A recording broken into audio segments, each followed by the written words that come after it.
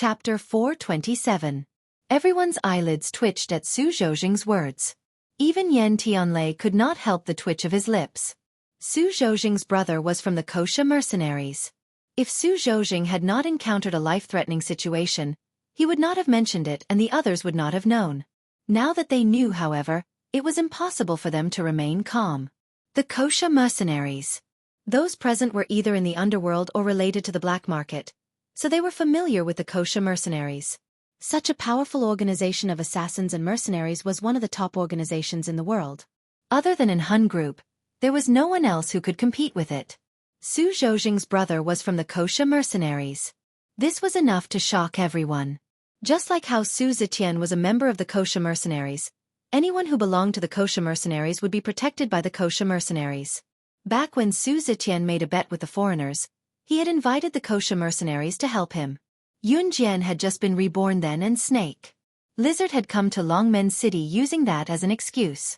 Since Su Zhoujing's brother was a member of the Kosha mercenaries, it meant that his brother could also seek help from the Kosha mercenaries.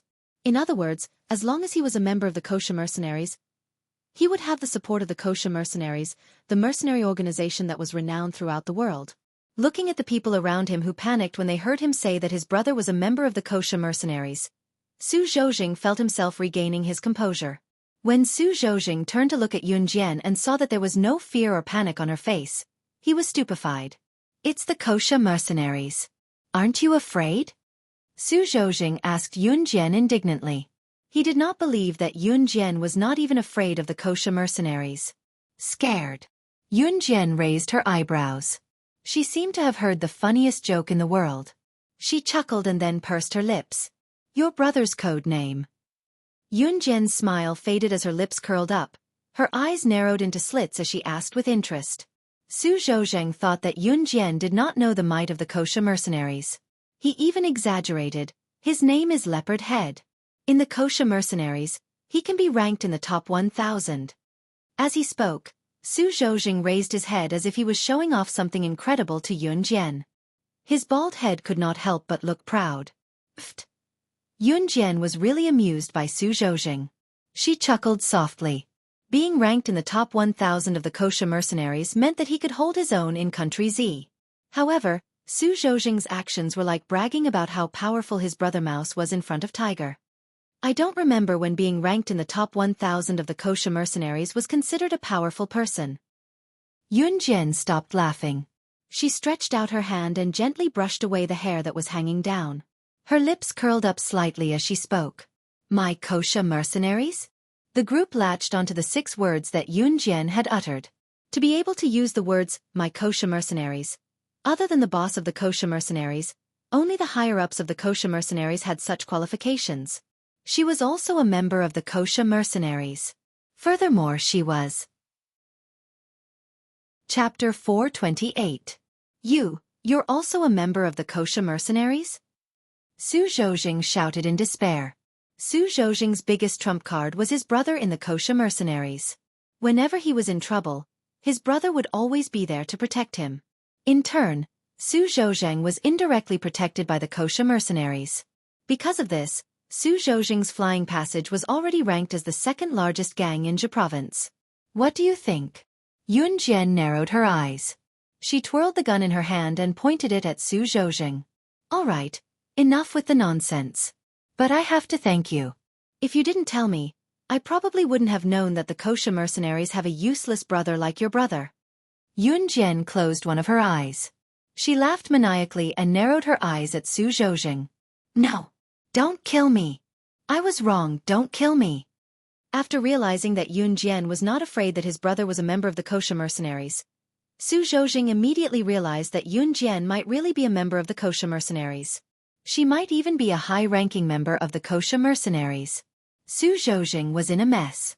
He suddenly turned around and ran forward as if he was running for his life. Seeing Su Zhoujing running away in a frenzy, the crowd felt that it was unrealistic. Su Zhoujing was the boss of the flying passage in Taizhou City. In spite of it, he was forced into this state by Yun Jian. Yan Tianlei knew that anything could happen if he did not step up now, so he quickly said to Yun Jian, "You're right. Hello, young friend. I'm from the Yan family's firearms family. I wonder if you can give me some face and spare brother Su this time? Yan Tianlei's words made Yun Jian's hand that was about to pull the trigger pause. Yan Tianlei was delighted. He thought that he had convinced Yun Jian, who knew that in the next second, there would be a loud bang. The gun in Yun Jian's hand emitted a wisp of green smoke, but she didn't have any extra expression on her face. Bang! A crisp sound came from afar. Su Zhozhing, who was running away in a panic, was hit in the heart by a bullet and died on the spot. Yun Jian's marksmanship was extremely fast and accurate.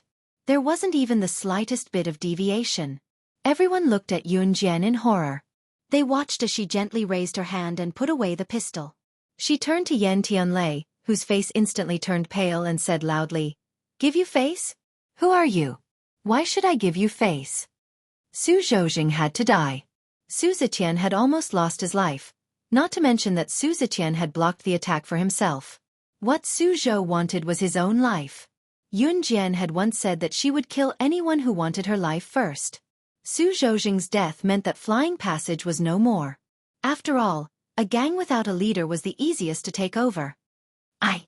Yan Tianlei's pale face was drained of blood. He wasn't the only one. Even those who had been in the underworld for years or had plenty of experience were completely stunned when they saw how decisive Yun Jian was in killing someone. She showed no signs of panic after killing someone, as if killing someone was just a simple meal. Was she really just a teenage girl? Yun Jian merely sneered at the terrified expressions of the people around her. She wasn't in a hurry to leave. Instead, she said arrogantly, "I'm never careless when it comes to killing. If Flying Passage dares to mess with Falcon Hall, then they'll have to pay the price. Listen up, if anyone dares to lay a finger on Falcon Hall in the future, Flying Passage will be your escape route." Chapter 429. Anyone who dared lay a finger on Falcon Hall would suffer the same fate as Flying Passage. Flying Passage, destroyed. As if to prove that statement, Yun Jian led Falcon Hall's upper echelons into Flying Passage's headquarters the moment she returned. Due to the loss of their leader, internal strife broke out within Flying Passage. That was when Falcon Hall took advantage of the situation and seized control of the upper echelons of Flying Passage. In less than a day, they had taken over the entire Flying Passage. Flying Passage was the second largest gang in Jia Province.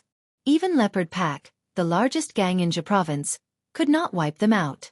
Yet, in less than a day, Falcon Hall, the weakest gang in Jia Province, had taken over Flying Passage and taken it under their name at lightning speed. Now that Falcon Hall had taken over Flying Passage's territory, it was only logical that they would become the second largest gang in Jia Province. In other words, all of Flying Passage's territory had been taken over by Falcon Hall.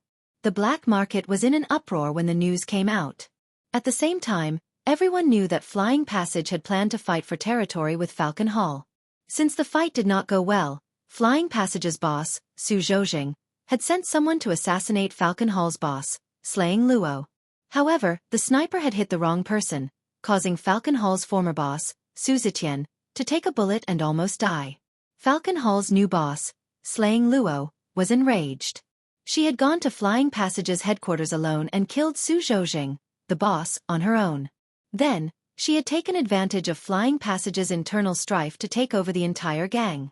Flying Passage's boss, Su Zhozhing, had wanted to fight for Falcon Hall's territory because he had set his eyes on it. In the end, Falcon Hall's boss, slaying Luo, had taken over Flying Passage. Everyone in the black market was dumbfounded when they heard the news. Falcon Hall's new boss, slaying Luo, was not only a woman, but she also had such capabilities. Flying Passage was no pushover.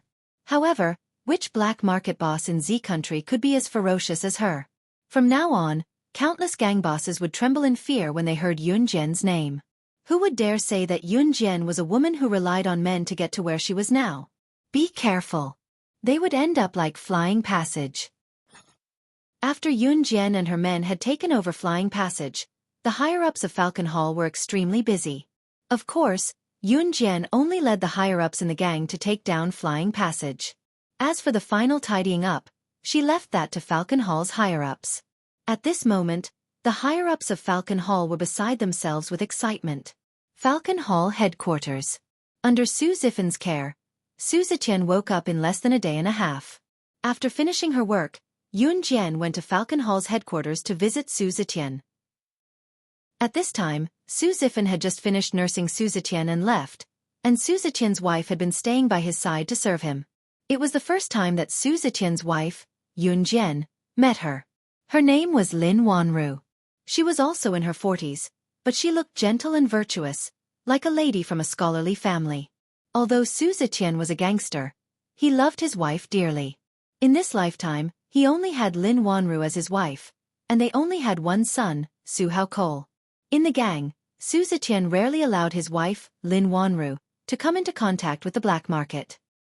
He protected his wife very well. There were not many people in the world who could do what Su Zetian did. Chapter 430. Just lie down. You don't have to get up, Yun Jian said with a wave of her hand. It was then that Su Zetian's urge to sit up was halted.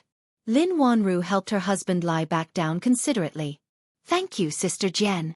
Su Zetian had heard some stories while lying in bed these days. For example, it was Yun Jian who had saved his life. It was also Yun Jian who had gone to Flying Passage alone to wipe out his gang to avenge him. The gratitude in Su Zetian's heart couldn't be described with words. Back when Yun Jian asked for Falcon Hall, Su Zetian was still hesitant. Now, however, he would die a horrible death if he had second thoughts. Yun Jian had really led Falcon Hall out of Longmen City. Falcon Hall was now the second largest gang in Zhe Province. They were replacing the Sky Bridge gang. You don't have to thank me, Yun Jian said faintly. In spite of it, Su Zetian could feel her sincerity. Yun Jian did not know how to express herself, but she would use her actions to tell others and Su Zetian that she had taken him as one of her own. Yun Jian had always been protective of her own people. As long as someone offended her people, she would get rid of them as soon as possible. Rest well for the next few days. Go back to Falcon Hall after you've recovered, Yun Jian said. Yes. Su Zetian nodded heavily as he lay on the bed. He was accompanied by his wife, Lin Wanru, to Falcon Hall's headquarters today to look for Su Zifan to take care of him. Yun Jian had operated on him and stitched up the wound well. Su Zetian could basically walk with the help of others now, but his wound would not be torn apart as long as he did not move too much. Rest well then. I've passed your recent work to Duan Lei. I'll be away for a while before the new year and will be back after that. Yun Jian had arranged everything in an orderly manner. After saying that, she waited for Su Zetian to respond again before she turned around and left. Walking out of Falcon Hall's headquarters, someone suddenly caught up to her and called out to her. Yun Jian turned to see Lin Wanru jogging to catch up to her. Little girl, your name is Yun Jian, right? Thank you. Thank you for saving my husband. Although Lin Wanru was already in her 40s, she still looked very young. It was not an exaggeration to think that she was a young woman in her 20s or 30s.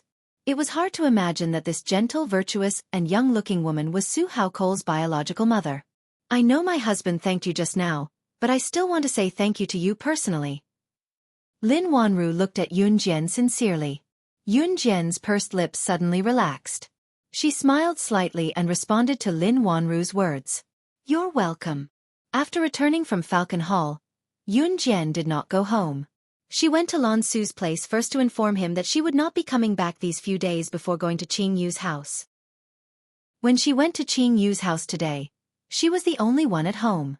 As for her brother, Yun Yi, Yun Jian guessed that he had probably gone for tutoring.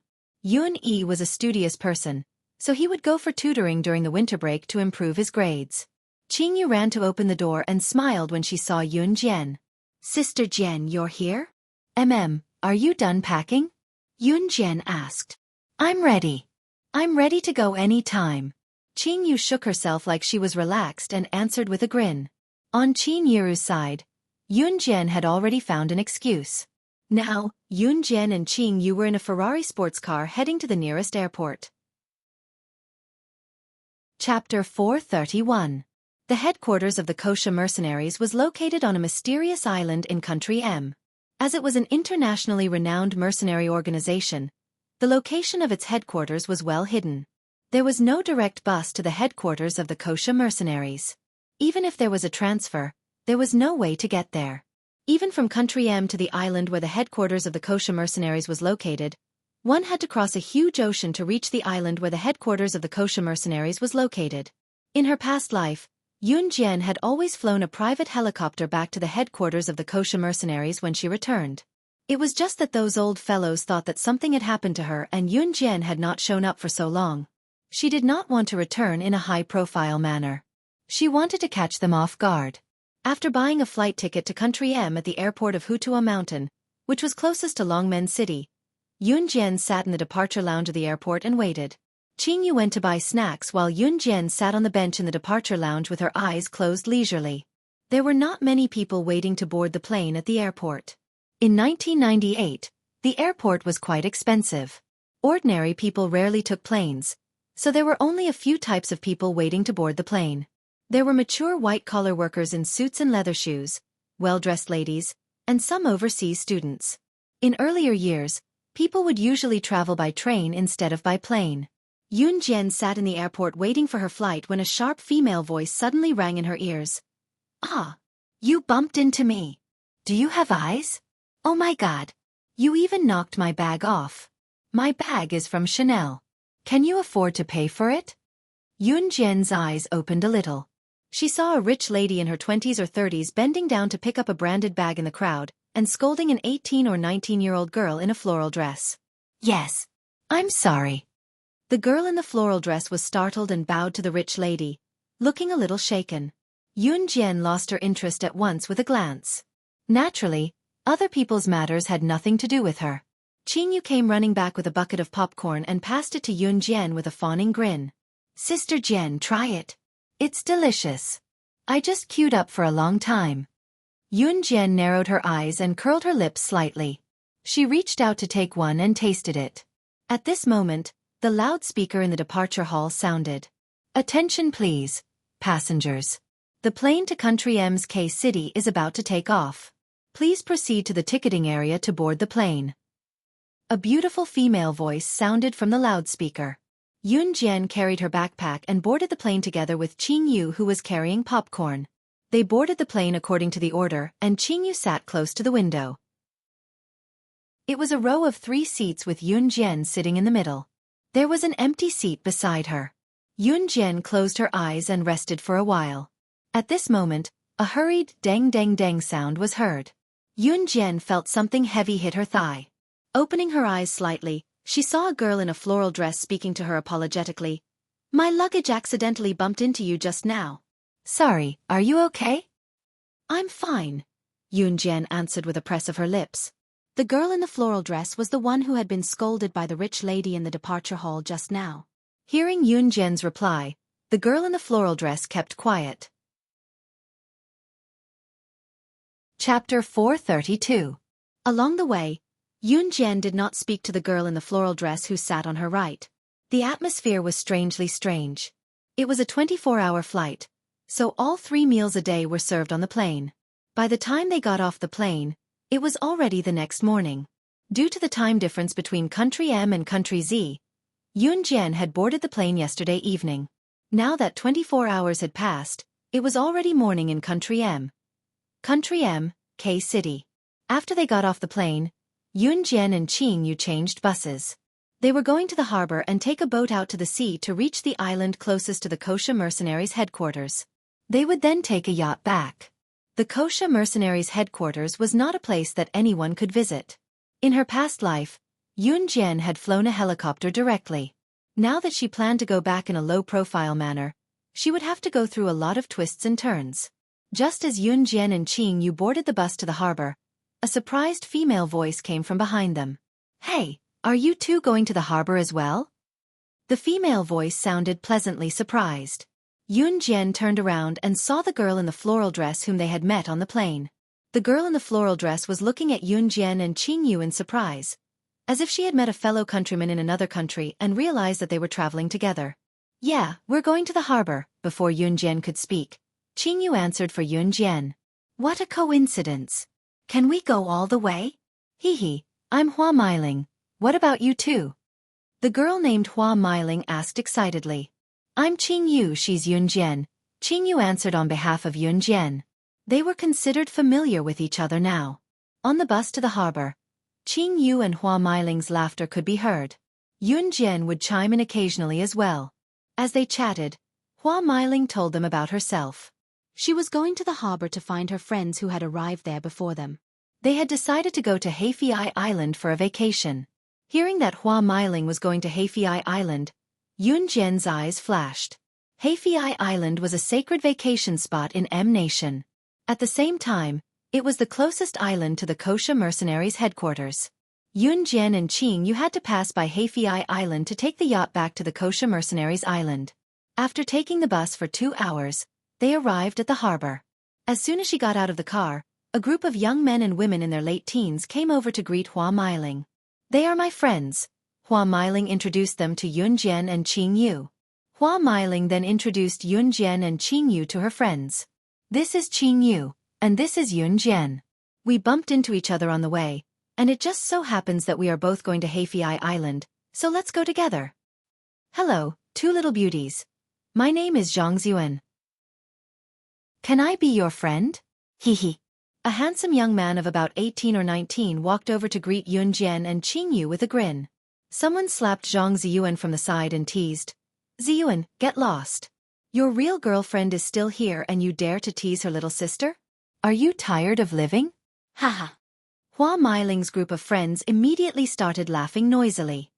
"They're just like that.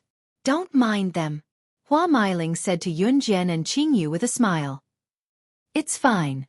Yun Jian narrowed her eyes and looked at the ground, feeling an unfriendly gaze on her and Qing Yu.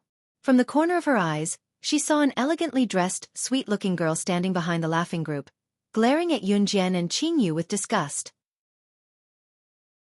Chapter 433. Yun Jian had experienced this gaze countless times, be it in her previous life or after her rebirth, so she ignored it. "Right, it's Sis Yun Jian and Sis Qing Yu's first time here for a vacation, right? Do you want me to be your guide?" Zhang Ziyuan, who was done fooling around with his friends, went to Yun Jian and Qing Yu to ask. Even the way he addressed them had become more intimate. She had heard from Hua Meiling that her group of friends were studying at a university in K City in Country M. Hua Meiling had come here alone this time to travel. As Zhang Ziyuan and his friends who had been studying here for a long time, they naturally felt like locals welcoming outsiders. "No need." Yun Jian pressed her lips together and declined decisively. Although Zhang Ziyuan had struck up a conversation with both Yun Jian and Qing Yu just now, he was more inclined toward Yun Jian. Therefore, he was taken aback when Yun Jian rejected him so decisively. "So there are times when our K University's top students get rejected by girls too," a boy beside them commented coincidentally. After that, Yun Jian could clearly feel Fan Weiwei's murderous gaze on her. At this time, the group of people also realized that what the boy said just now was too inappropriate. Moreover, Zhang Ziyuan's real girlfriend, Fan Weiwei, was right beside them. How dare he say that? In spite of it, Zhang Ziyuan did not mind at all. He even invited Yun Jian and Qing Yu again, only to be rejected by Yun Jian once more. The more unobtainable something was, the more he wanted it. Zhang Ziyuan's interest in Yun Jian was piqued. The group boarded the cruise ship to Hefei Islet at the harbor, each with their own thoughts. Hefei Islet was a famous scenic spot, so it was crowded with people. "Sister Jian, are we going back to the organization directly or?" When they arrived at Hefei Islet, Qing Yu went to Yun Jian and asked softly while Hua Meiling and the others were admiring the scenery. "Just go back," Yun Jian answered without hesitation. She was not here for a vacation, so there was no need for her to go sightseeing with Hua Meiling and her friends. Just as Yun Jian said that, Hua Meiling, who was walking in front, called out to them, "Yun Jian, Qing Yu, come quick. What are you standing there for?" Yun Jian narrowed her eyes and caught up to them with Qing Yu. The island of Hefei Island was very vast. There was an area with a beach. Since it was winter, there were not many people swimming in the sea. It was not that there were none. Yun Jian and Qing Yu wanted to leave as soon as they arrived. But Hua Meiling and her friends were already having fun on the beach. At this moment, the sound of a gunshot rang out beside everyone's ears. Everyone was taken aback. Then, they saw a huge cruise ship coming ashore. On the side of the cruise ship, there was a unique skull imprinted on it. That was the symbol of the Kosha mercenaries. Yun Jian's eyes twitched as she pressed her lips together without saying a word. Hua Meiling's confused voice came from the side. "Huh, what was that sound just now? This cruise ship is so weird. Why is there a skull on it? At this moment, the stairs on the cruise ship reached the ground, and a man in strange clothes walked down with a Browning pistol in his hand. There was a large group of people following behind him. These people had unique skulls printed on their wrists. At this moment, when everyone standing on the beach saw the man who suddenly appeared with a pistol in his hand, they were so scared that they screamed one after another. "Ah, gun! He has a gun!" someone exclaimed. But before the man could finish screaming, he was killed by the man holding the Browning pistol with a bang. Life was worthless. That was how the saying went. Hua Meiling and her friends paled in fright. Chapter 434. The man who had screamed just now was killed by the man with the gun. Hua Meiling and the rest had never seen anything like this before. They covered their mouths in fear, not daring to make a sound. The crowd was already in a frenzy. Some of them reacted quickly and turned to run. Bang, bang, bang. The man with the Browning pistol fired mercilessly at the fleeing group. Screams, "Kill! Run, kill!" For a moment, everyone was dumbfounded by the sudden turn of events. They were overwhelmed by fear in the next second. Who was this man? How could he kill so brazenly? Everyone was clamoring in their hearts. At the same time, they were regretting why they had appeared here today. The gun in the man's hand was a pistol. A real gun. He had shot and killed someone. "Everyone, if you run away again, don't blame my bullets for being blind." The man shouted with the Browning pistol in his hand. He shot and killed several foreigners. It was as if killing was as simple as eating and sleeping to him. "Devil!" Hua Meiling and the rest muttered in their hearts. Then they began to tremble in fear. The man with the gun had spoken in English, but Hua Meiling, Yun Jian, and Qing Yu did not have a language barrier. Not long after, everyone present began to tremble. They were afraid that they would encounter something like this. They all trembled and tried to hide behind their companions. "Sister Jian, he's Tullidge's subordinate, say Bayer. He's ranked 31st in the organization." Qing Yu went close to Yun Jian and whispered into her ear. Tullidge was one of the old men of the kosher mercenaries who was often mentioned. He had a place in the kosher mercenaries and was also the most loyal subordinate of the previous boss of the kosher mercenaries. This man with the gun named Say Bayer was Tullidge's subordinate, which meant that he was Yun Jian's enemy. When Zhang Ziyuan saw Yun Jian and Qing Yu leaning against each other, he thought that they were scared. Therefore he abandoned his girlfriend, Fan Weiwei, and went to Yun Jian to speak to Yun Jian and Qing Yu in concern. "Don't be scared, I'm here." Qing Yu stopped talking to Yun Jian when she saw Zhang Ziyuan coming over. Zhang Ziyuan thought that Yun Jian and Qing Yu were scared instead, so he spread his arms and used his body to hide them behind him. Zhang Ziyuan's action allowed Yun Jian and Qing Yu to avoid Say Bayer's gaze. Say Bayer looked around and saw that everyone around him was looking at him with fear, which made him even more arrogant. "You, come over here." At this moment, Say Bayer suddenly caught sight of Hua Meiling, who was wearing a floral dress. He looked at Hua Meiling lecherously and hooked his finger at her. Say Bayer of the kosher mercenaries, ranked 31st, was a promiscuous bully. Hua Meiling was terrified. She stood where she was and shook her head, shrunk into herself nervously. Her action infuriated Say Bayer. F***ck, woman, I'm flattering you by asking you to come over here. You shameless B***tch, F***ck. Say Bayer growled, but he did not kill her directly since he had not tasted Hua Meiling yet. He ran over in an attempt to grab Hua Meiling. Hua Meiling was even more frightened by the turn of events. She shrunk into herself and leaned against Fan Weiwei behind her. A glint flashed across Fan Weiwei's eyes. She thought viciously that it was Hua Meiling who had provoked Yun Jian and Qing Yu. Therefore, Fan Weiwei steeled her heart and pushed Hua Meiling toward Say Bayer. Just as Hua Meiling was about to be caught by Say Bayer, the crowd saw a silhouette flash by. Say Bayer's hand that reached for Hua Meiling's chicken claw was broken by Yun Jian, who appeared out of nowhere. Chapter 435. F***ck. Say Bayer, who was kicked in the abdomen, groaned and fell to the ground. The place was silent as everyone stared unblinkingly at the petite silhouette. Everyone's eyes were glued to Yun Jian without exception. Say Bayer was a well-built adult man while Yun Jian was only a 15-year-old girl. Moreover, Yun Jian had been standing behind Zhang Ziyuan earlier. In that split second, She had appeared in front of the crowd and kicked Saber, who was holding a gun, away at an astonishing speed. The scene shocked the entire place. Yunjian. She. Zhang Ziyuan had stood in front of Yunjian and Qingyu with his arms open, thinking that they were afraid of this scene. He did not expect Yunjian to be so agile. Zhang Ziyuan and the rest were dumbfounded. Hua Meiling was equally stunned. She stared blankly at Yunjian, who was standing in front of her. She had witnessed Yunjian's kick to Saber the clearest. Saber's abdomen, which was kicked by Yunjian, caved in at the same time. What kind of strength did Yunjian have to be able to kick a living person's abdomen to the point where it caved in? Hua Meiling was completely dumbfounded. She did not even think that she would have to escape with Yunjian in her current situation. F***CK. Saber, who was kicked away, was stronger than anyone Yunjian had met before. He stood up with a low growl.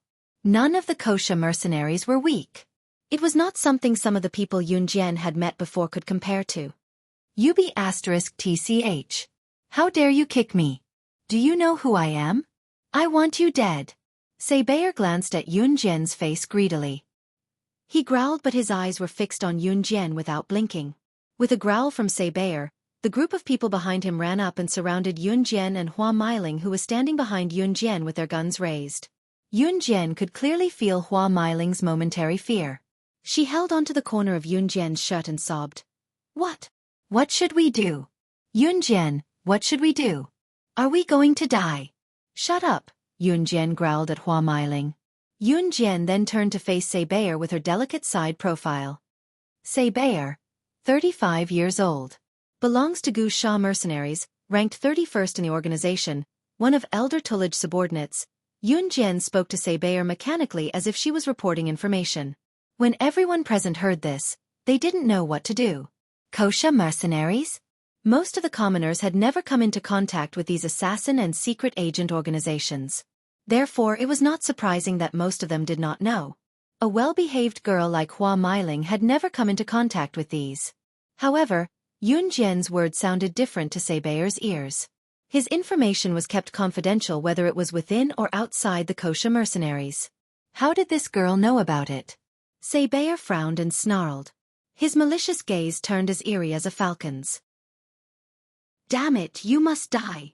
Saber roared at Yunjian. He even raised the Browning pistol that he had picked up after standing up and pointed it at Yunjian. How dare you? Saber, how dare you act rashly in front of me?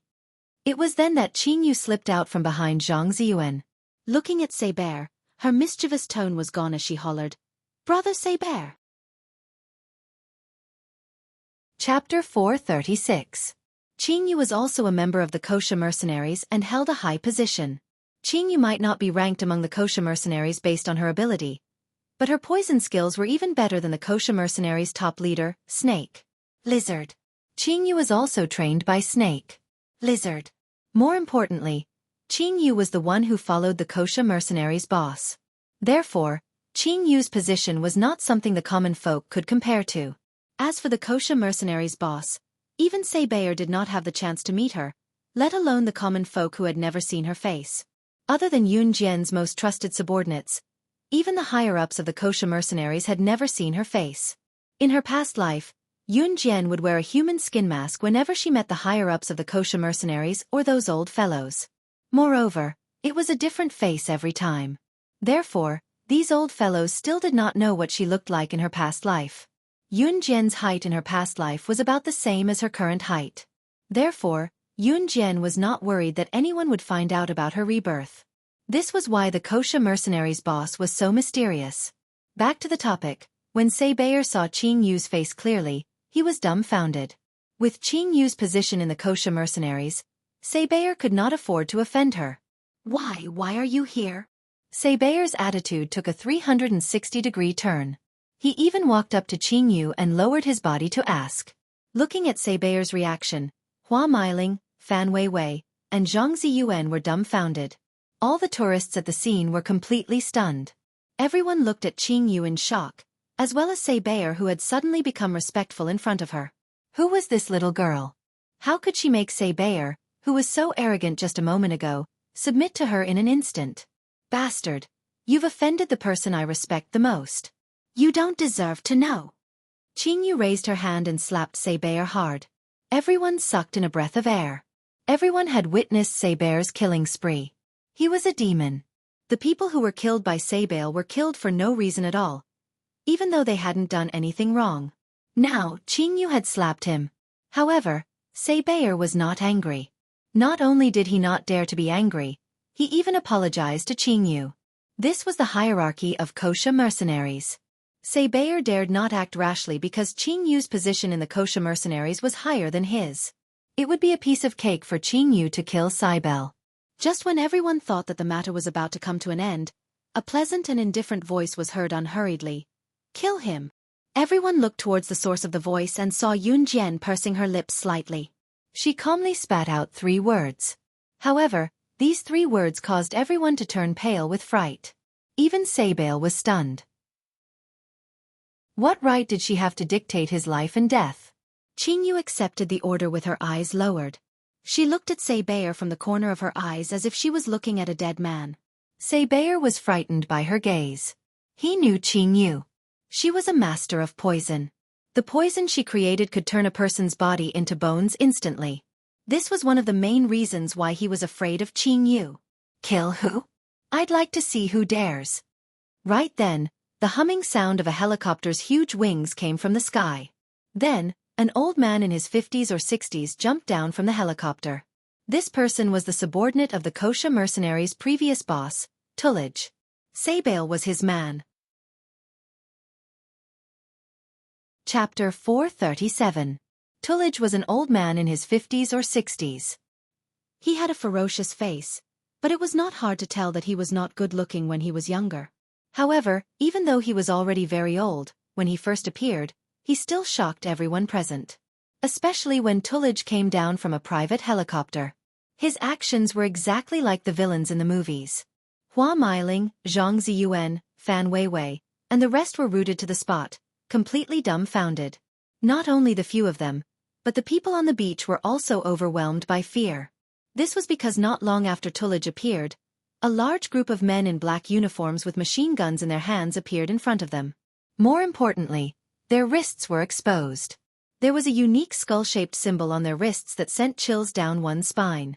Most of the people present did not know the meaning of the symbol. However, due to their instincts towards danger, a sense of fear arose in their hearts when they saw the markings on the wrists of these people. Elder Tullage. Saber was pleasantly surprised. Seeing that his elder had come to his rescue, he was no longer afraid of Qingyu and quickly went to stand beside Tullage. Tullage had been with the kosher mercenaries longer than Qingyu. Even though Qingyu and Tullage were of the same rank, Tullage's appeal in the kosher mercenaries was still slightly higher than Qingyu's. On the other hand, Qingyu was standing beside Yunjian. Both parties stared at each other. Currently, Tullage was looking at Yunjian insolently.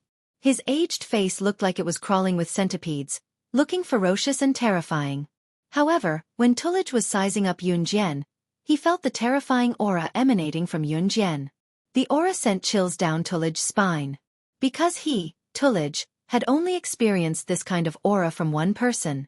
However, from what he knew, that person would not appear here. She had been missing for a long time. When Slaying God went missing, Tullage had even sent people to conduct a large-scale search. In the end, they only managed to find Slaying God's favorite sports car, the Ferrari LaFerrari. But this person had mysteriously disappeared just like that. Then, he disappeared without a trace. In fact, they hadn't seen each other for almost half a year. What did it mean if a person on this path disappeared for half a year for no reason? There was only one explanation. She was already dead. After coming to this conclusion, Tullage and the others were fearless. Recently they couldn't sit still. Since that woman was already dead. In that case, the kosher mercenaries should not be under that woman's command. Therefore, Tullage's men began to ignore the kosher mercenaries' rules on a large scale. Because he wanted to make a comeback and make his own decisions. Who are you? Tullage pressed his lips together and squinted at Evil Eye. There was a hint of murderous intent in his malevolent gaze as he asked Yunjian. Tullage, you don't deserve to know. Qingyu spat at Tullage and answered on behalf of Yunjian. Yunjian merely narrowed her eyes. Tullage? Are you Elder Tullage from the kosher mercenaries? The #1 mercenary organization in the world? Right then, a deep, mature male voice that had been silent for a long time was heard. There was a deep sense of horror and shock in it. As soon as the mature man's terrified voice rang out, everyone present understood what he meant. A mercenary organization. Was that not an organization that killed people? It was the #1 in the world. Everyone's eyes widened in shock. Hua Meiling and the rest looked at Tullidge and his men in horror. When they turned to look at Yun Jian, their eyes were filled with worry. Chapter 438. Hua Meiling and the rest were university students while Zhang Ziyuan, Fan Weiwei, and the rest were studying in a local university in Country M. How could they have ever seen such a terrifying scene? Hua Meiling and the rest were so scared that their legs turned to jelly when Saber shot and killed a bunch of people. Now, after hearing that Saber and Tulig were from the #1 mercenary group in the world, he was so scared that his legs turned to jelly. Just like the introduction in the movie, the people in this underground mercenary group were all demons who killed without batting an eyelid. Human lives were worthless in their hands. Hence, everyone present was so scared that their legs turned to jelly and a chill ran down their spines. Saber's killing spree proved one thing. It was very likely that none of the people present would be able to make it out alive. Oh my God! If they had known that they would encounter such a terrifying incident today, they would never have come to Heifei Island for a vacation. However, the most impossible thing in this world was medicine for regret. The words of the mature man with a low voice earlier caused a stir in the crowd, but it did not affect Tulig and Yun Jian who were looking at each other. Yun Jian's slightly pursed lips curled up slightly in the next second, forming a stunning smile. She did not expect to meet Tulig and the rest on Heifei Island. She also did not expect that Tulig and the rest of the old men could not wait to disregard the Kosha mercenaries' rules and wreak havoc when she was out in the world for half a year. The Kosha mercenaries had a clear rule that they were not allowed to kill people on a large scale for no reason. Not only would it attract the police's attention, but it would also cause a lot of trouble if they were to clash with the international police force. Now, she had only disappeared for half a year and Tulig was already disregarding the Kosha mercenaries' rules. Tulig, you're good. Yun Jian gritted her teeth and gave Tulig a cruel smile as she spoke. No one could tell what she meant. However, Tulig's eyelids twitched. She was just a little girl. Although she looked similar to slaying God. So what? Tulig firmly believed that Yun Jian was dead. Although Tulig had never seen Yun Jian's face in her previous life, he could sense her. Moreover, slaying God had survived a hail of bullets while the little girl in front of him was beautiful and her hands were fair and delicate. It was impossible for slaying God, who wielded weapons all the time, to have such fair hands. Therefore, even when Qingyu was standing next to Yun Jian, Tulig had never associated Yun Jian with his Kosha mercenaries' boss, slaying God. I am very good, but little girl you. Something bad might happen.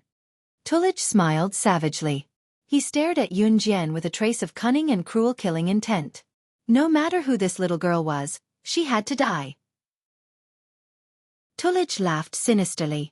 He waved his hand and gestured to his men who were holding machine guns. The gesture was an order for them to open fire and kill everyone present, including Yun Jian and Qing Yu. Just as Tulig raised his hand to give the order, a racing car flashed past them. The car was like a bolt of lightning that flashed past them and stopped beside Yun Jian. Screech! The car's tires screeched loudly. Then, two people alighted from the car. One of them was tall and sturdy, and his strong body was nearly 2 meters tall. The other had a voluptuous body but wore a tight black shapewear. The former was Tiger, Leopard whom Yun Jian had contacted when she was reborn. The latter was Snake, Lizard who had appeared not long ago. Chapter 439. The Sudden Appearance of Snake, Lizard and Tiger. Leopard startled everyone once more. She did not know who they were, but it was clear that Snake, Lizard and Tiger, Leopard, who had just entered the race, were not ordinary people judging from how they drove past the crowd at lightning speed to get to Yun Jian. It was especially so when they saw Snake, Lizard and Tiger, Leopard going up to Yun Jian respectfully and calling her Sister Jian. Hua Meiling and the others were dumbfounded when they saw the scene. Zhang Ziyuan, in particular, had been interested in Yun Jian. Until now, the shock that Yun Jian had given him was no small amount. But she was clearly a traveler from Country Z with Hua Meiling. How did she know those people? Zhang Ziyuan and the others were deep in thought with a frown. Tisk. When Tullidge saw snake, lizard and tiger, leopard walking toward Yun Jian and greeting Yun Jian respectively, he was slightly taken aback. Snake, lizard and tiger. Leopard's current status in kosher mercenaries was higher than his. Snake, lizard and tiger. Leopard were both in charge of kosher mercenaries. In other words, the authority of kosher mercenaries was tightly held in their hands. In spite of it, other than their status being higher than Tullidge's, Tullidge did not give snake, lizard and tiger, leopard any face. The kosher mercenaries were divided into two factions in a hostile manner. One faction was snake, lizard and others who were on Yun Jian's side. The other faction was Tullidge and a bunch of old men who were dissatisfied with Yun Jian and had once followed kosher mercenaries' previous boss. Of course, other than Tullidge, there were plenty of old men who had once followed kosher mercenaries' previous boss. Of course, even when snake, lizard and tiger, leopard greeted Yun Jian respectfully, Tullidge did not associate Yun Jian with the terrifying woman, slaying god. After all, no matter how much a person's appearance changed, it was impossible to change the calluses on their hands as well. The young lady in front of him was sizing up Tullidge's hands. Her delicate and smooth hands were not the same as slaying god's hands that were full of scars and calluses. What are you waiting for? Kill everyone. Since Tullidge had decided to rebel, he would not turn back, especially at this critical juncture. He was prepared to fight snake, lizard and tiger, leopard to death. Ha! If slaying god were here today, Tullidge would probably be terror-stricken. No one knew better than Tu Ligay how terrifying the woman named Slaying God was. Even when Slaying God took away Gu Sha mercenaries, Tullidge did not even dare to make a sound. Unfortunately, there were only snake, lizard and tiger leopard now. Slaying God. Therefore, Tullidge wanted to take advantage of this opportunity to rebel. He even wanted to claim the entire Gu Sha mercenaries as his own. Tullidge's words made everyone present turn pale with fright and panic. The men around them were armed with machine guns. They could kill them instantly with a sweep of their weapons. At this moment, everyone felt the despair of impending death. Tullidge, open your eyes wide and see who I am. How dare you act so insolently in front of me? Have you forgotten how kosher mercenaries fell into my hands back then? Just as everyone thought that they were going to die in despair, a brash and arrogant female voice rang. Following the gaze, they saw Yun Jian pulling out a butterfly knife and playing with it in her palm as she spoke to Tullidge arrogantly. Watching Yun Jian play with the butterfly knife, Tullidge's pupils contracted. The way she played with the knife was a perfect match for the terrifying woman in his mind. Chapter 440. Yun Jian's words not only shocked Tullidge, but everyone present could not help but inhale sharply. The kosher mercenaries was a mercenary organization. Yun Jian's words were as clear as day. Yun Jian, who claimed to be the kosher mercenaries, had fallen into their hands from Tullidge and the rest. Was she not the boss of the kosher mercenaries? The boss of the kosher mercenaries, slaying God? The group of people present was completely terrified and stunned. If 99% of the people present did not know Tullidge, then who did not know the king of the Secret Service, Slaying God? Speaking of Slaying God, most of the people present knew her. Slaying God, she had once swept the world's newspapers and was even listed as the world's strongest female Secret Service agent. She was also the world's most dangerous person, an international 3S wanted criminal. There was once a reporter who jokingly introduced her in the newspapers. "You're not far from death if you meet this person." This topic had been a hot topic for a period of time, so much so that some people still remembered it. However, no one would have thought that the legendary king of the Secret Service, Slaying God, the #1 Secret Service agent, the boss of the kosher mercenaries, was actually this young girl in front of them. This was too unbelievable. Everyone's fear did not affect Yun Jian at all. Yun Jian's eyes were fixed on Tullidge. Her fingers that were swinging the butterfly knife paused. No one knew why Tullidge was so afraid of her. Of course, Tullidge and the other old men were excluded. Back then, Yun Jian had only used a butterfly knife and a bulletproof vest to break into the kosher mercenaries alone and killed the previous boss of the kosher mercenaries. Her speed was so fast that she could catch up to a bullet. In terms of skills, Tullidge and the rest of the old men were no match for her at all. However, Yun Jian could not touch them back then. This was because once the kosher mercenaries were in chaos, other mercenary groups would take advantage of the situation. Just like how Yun Jian had killed Su Zhoujing, the boss of the Skybridge sect, she had only led a small group of men to subjugate the Flying Passage sect, which was in the midst of internal strife without much effort. This principle was the same. Old fogey, I didn't expect that after 2 years of peace, you still won't change your mind. You actually want to replace me. Yun Jian swung her butterfly knife and stepped forward. She was not the least bit afraid of the people with machine guns around her.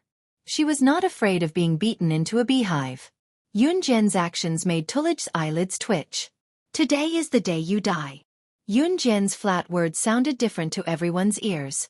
Everyone present felt their hairs stand on end, and their hearts and minds tensed up.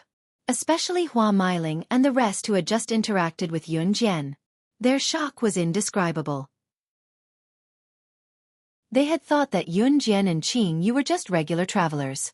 They did not expect them to have such terrifying identities. Tulij no longer hid his true nature after recognizing that Yun Jian was slaying God. He knew that once he was exposed to Yun Jian, there would only be 2 outcomes. Either he would die or Yun Jian would die. It was obvious that Tulij would choose the latter. Fire the machine guns and kill them. Tulij ordered his men who were armed with machine guns. This roar was very intense. However, Tulij's roar did not elicit any response. Tulij shouted again. Tulij finally came to his senses. He looked at Yun Jian with a terrified gaze and growled, "You, what have you done?" Chapter 441. Yun Jian spoke calmly, but it made Tulij and Saber who stood behind him shudder. What? What do you mean? Tulij's eyelids twitched as he glanced at Yun Jian in fear. I mean it literally. You can try if you don't believe me. See if they listen to you or me. Yun Jian crossed her arms and looked at Tulij fearlessly with a smirk. She had disappeared for half a year. Although she was in Longmen City, it was not as if she had not made any arrangements. She had not shown herself in the kosher mercenaries in order to give Tulij and the other old men the wrong impression. Yun Jian was dead. In spite of it, Yun Jian had been planning to replace the men under the kosher mercenaries with her own men. Yun Jian had not done it herself, but she had snake, lizard and tiger, leopard, snake, lizard and tiger. Leopard were absolutely loyal to her. Yun Jian had been in Longmen City for the past few months, but snake, lizard had been running around to recruit capable men. When Yun Jian had just taken over the kosher mercenaries, she had already secretly replaced the men under the old men with her own men. Her actions were done discreetly and with snake, lizard's efficiency. The old men did not suspect a thing.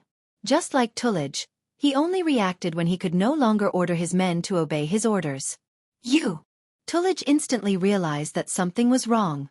He reacted quickly, but it was too late. If Yun Jian had killed these old men before, the kosher mercenaries would have lost their status in the underworld for a while. Now, she had full confidence that she would be completely unaffected after annihilating this group of old fogies. Since you can't order them around, I'll do it. The corners of Yun Jian's lips lifted into a devilish smirk. In spite of it, Yun Jian's demeanor was even more terrifying to Tulij and his men. Especially after knowing that Yun Jian was slaying God, Tulij and his men dared not treat Yun Jian as normal anymore. Kill him. Yun Jian uttered faintly, maintaining a smile that did not reach her eyes. As soon as the order was given, the group of subordinates carrying machine guns immediately moved. The men aimed their machine guns at Tulij. Bang! Bang! Bang! Bang! Then, a series of machine gun shots were heard. These people were really taking orders from Yun Jian. Tulij dodged the bullets in fear. Except for the group of subordinates carrying machine guns, they swept towards Tulij and killed the group of people closest to Tulij in seconds. Tulij was not weak. He was old, but he had been training, so he had a decent physique. Tulij managed to avoid being hit in the vitals of the machine guns, but he was still scratched. After a minute, other than Tulij, who was covered in wounds, and Saber, who was panting on the ground, none of Tulij's subordinates were still alive. Even the person closest to him was killed on the spot because he couldn't avoid the wave of machine gun fire just now. A minute later, Yun Jian gestured for them to stop. Tulij and Saber were not weak. They were not easy to deal with. Yun Jian narrowed her eyes. She stood in front of Tullidge again and waved her butterfly knife at him in front of everyone. Since the machine guns can't kill you, I'll have to do it myself. Chapter 442. With a butterfly knife in her hand, Yun Jian walked slowly towards Saga, who was lying on the ground on the verge of death, and Tullidge, who was in a sorry state. She held the butterfly knife in her fair hand, but her figure was slender. At least from the black eyes of Hua Meiling and the rest, her figure was clearly reflected. She was tall and strong. The current Yun Jian was nothing like her previous self. The current Yun Jian was like a demon from hell. Is she really going to kill them? Hua Meiling's horrified voice was heard faintly. There was a hint of shock in her voice. Aside from Hua Meiling, Zhang Ziyuan and Fan Weiwei, who had been looking at Yun Jian with ill intentions earlier, were so shocked that they were speechless. Old man, do you have anything to say before you die? Yun Jian spun the butterfly knife nimbly between her fingers as she looked at Tullidge and asked softly. Ha ha ha. Tullidge was in a sorry state after dodging the machine gun's barrage. Even the corner of his shirt was torn from the friction, but he was still laughing. After all, it was a barrage of bullets. No matter how powerful Tullidge was, there were still quite a number of bullets that entered his body. It was just that he had managed to avoid being hit in his vital parts. However, Tullidge knew Slaying God's ability. There was no way he could withstand Slaying God's attack. Slaying God, putting our grudges aside, you're the strongest person I've ever met in my life. But I, Tullidge, am not a weakling, and I won't let you kill me. Tullidge roared as he took out a silver pistol from his belt and pointed it at his temple. Bang! He ended his life. Tullidge's eyes widened as he stared at Tullidge. Tullidge's eyes widened as he stared at Tullidge. Ah! Someone in the crowd screamed when they saw that. Yun Jian was even more beautiful under the sunlight. However, she was unfazed by Tullidge's death. It was as if an insignificant person had died in front of her. At that moment, it was as if she had returned to her past life when she regarded human lives as worthless. She pursed her red lips slightly and said softly to Snake, Lizard and the other two behind her, kill Saga and follow me back to the organization. Looking at Yun Jian, who was surrounded by the crowd, Hua Meiling and the rest felt the distance between them and Yun Jian for the first time. Zhang Ziyuan could no longer use the word shocked to describe his fear. He was thankful that he had not offended Yun Jian's wrath. Dozens of kilometers away from Heifei Island, there was a hidden gloomy island. The island was very large, and the trees were dense. The large forest completely covered the buildings in the depths of the forest. If the sunlight occasionally shone down, one could clearly see that the walls of these buildings were imprinted with large and unique skull imprints. This was the headquarters of the Kosha mercenaries. Because Gu Sha mercenaries was hidden deep in the forest, it was difficult to be discovered. At this moment, a group of old men in their 40s and 50s were gathered in a large building.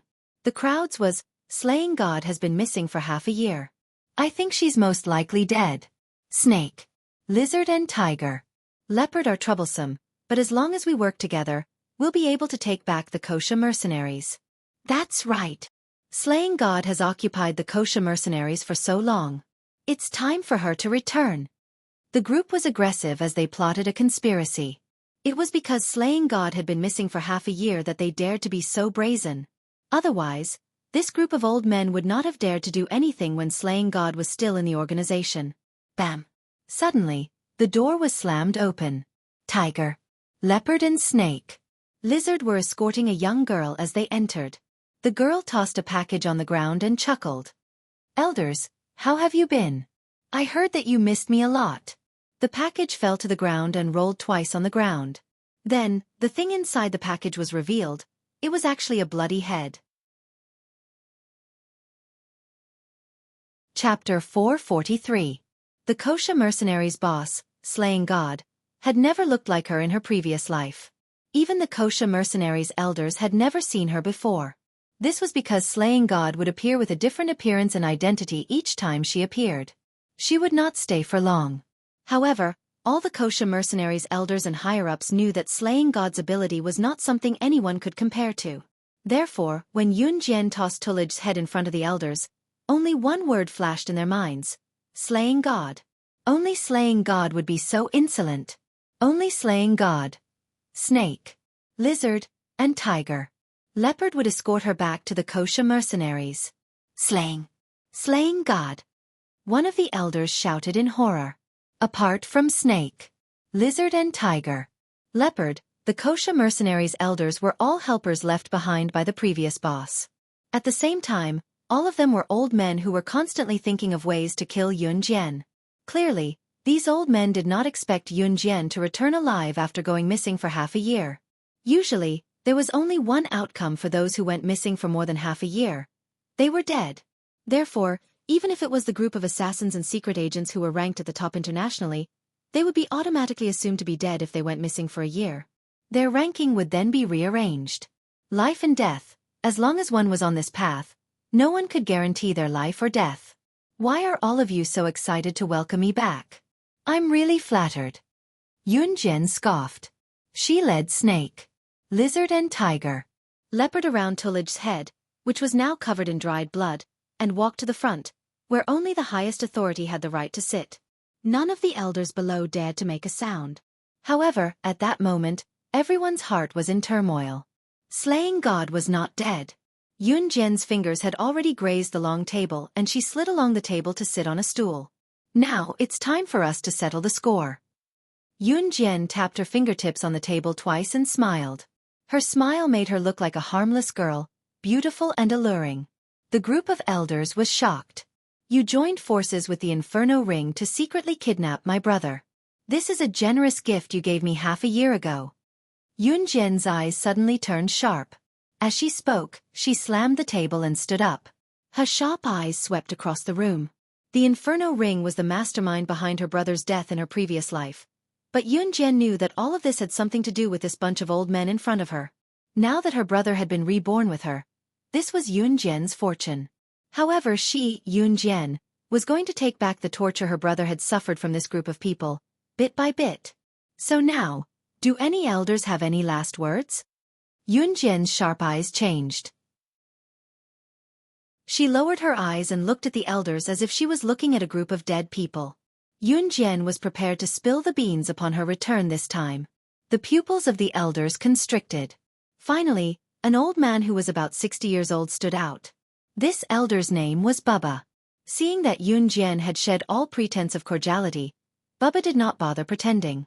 Instead, he grinned menacingly and said, "Haha, Slaying God, we don't mind telling you that we've joined forces with various assassin organizations. We must have surrounded this place by now. Last words? We'll pass on our last words to you today." Since he had decided to spill the beans, Bubba took out a rescue device from his pocket and pressed the button. This was the device that he had requested for help from the other assassin organizations. Once the button was pressed, the Kosha Mercenaries Island would be completely surrounded by the assassin organizations that had been working with them and had been lying in wait for a long time. Chapter 444. Yun Jian's long eyelashes fluttered as she watched Bubba press the rescue button. She curled her lips into a smile. "Oh, that's it?" Yun Jian raised her brow and asked with a smile. Her tone was brisk and carefree. She did not sound panicked at all when she was in a disadvantageous position.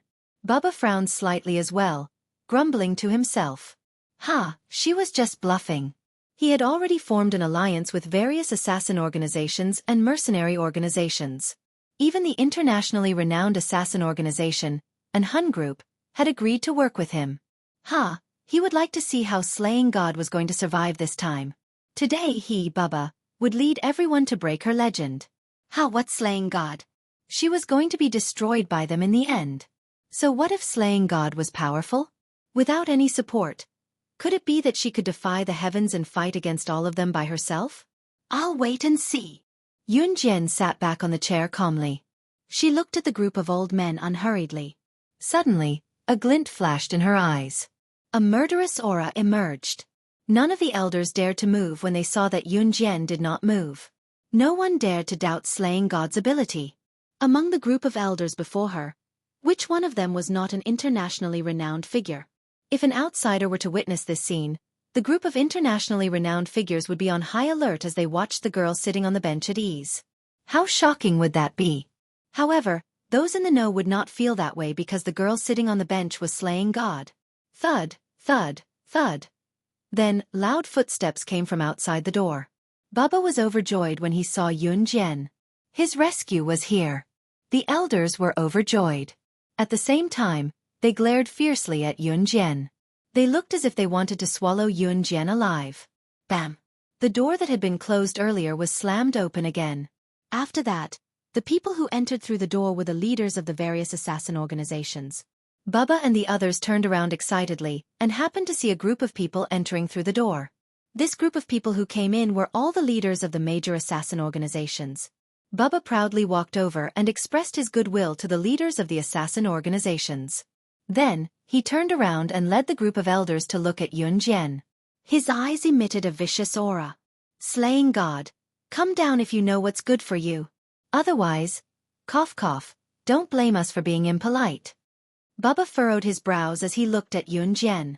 With the support of these major assassin organizations behind them, Bubba and the other old fellows instantly became arrogant. Heh! Yun Jian pursed her lips and sneered. Behind him, snake, lizard and tiger. Leopard remained motionless. They only listened to Yun Jian's orders. If Yun Jian did not move, they would not move either. Okay. Slaying God, since you don't know what's good for you, don't blame us for being rude. Bubba grinned viciously and was about to join forces with the assassin organizations to surround Yun Jian. Let's see who dares. Just then, a voice was heard from the door. Yun Jian's eyes flickered when she heard the male voice.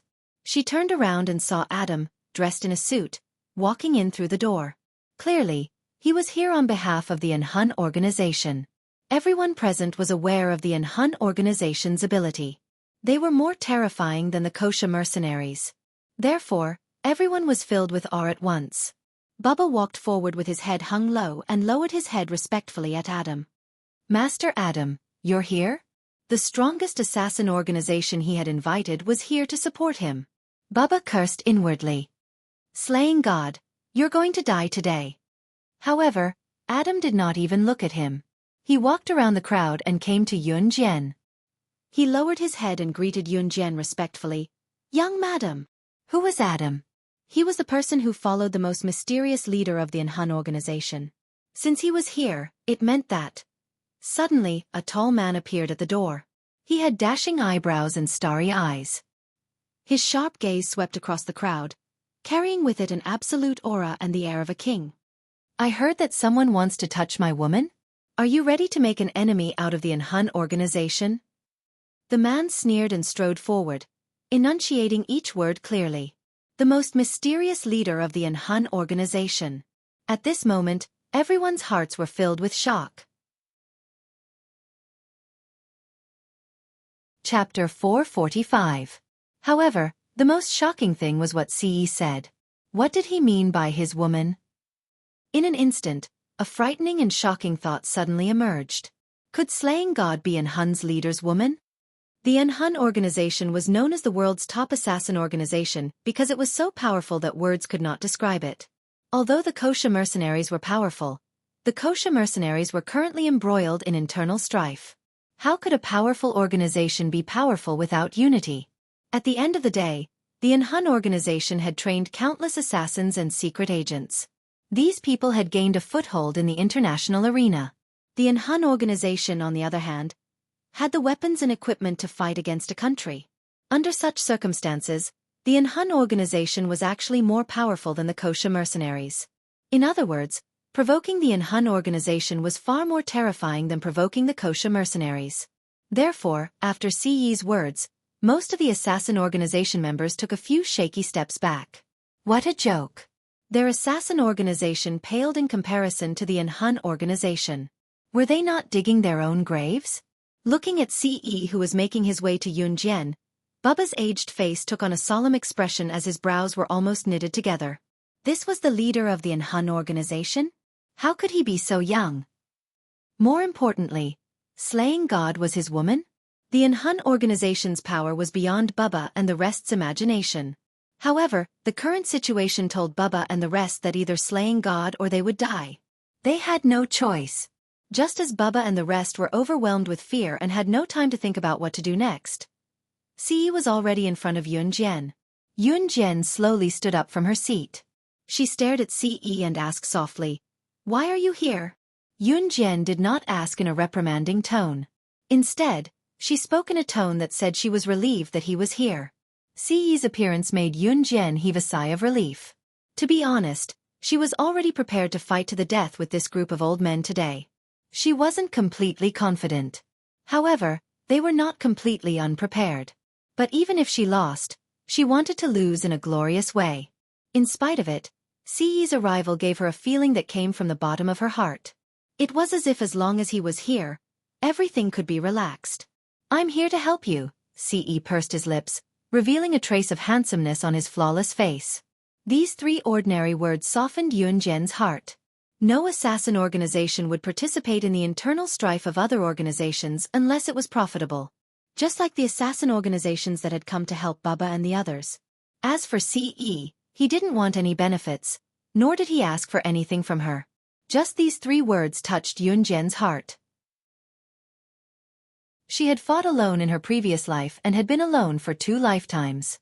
She had relied on her own strength to reach the peak of the world. Yun Jian looked at Ce and nodded heavily. Tiger, leopard and snake, lizard, who were standing in front of Yun Jian, were equally stunned. Beep beep. At this moment, the communication device in Adam's hand rang. Adam hurriedly accepted the call. Mo Sen's calm but shocking voice came from the communication device.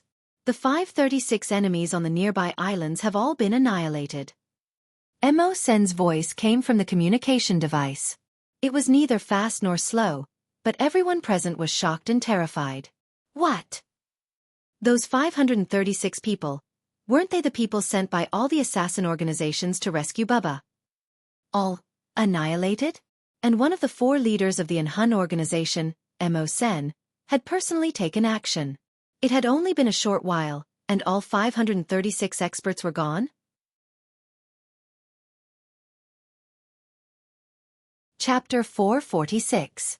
The leaders of the various assassin organizations whom Baba had invited to assist him stood rooted to the ground in fear.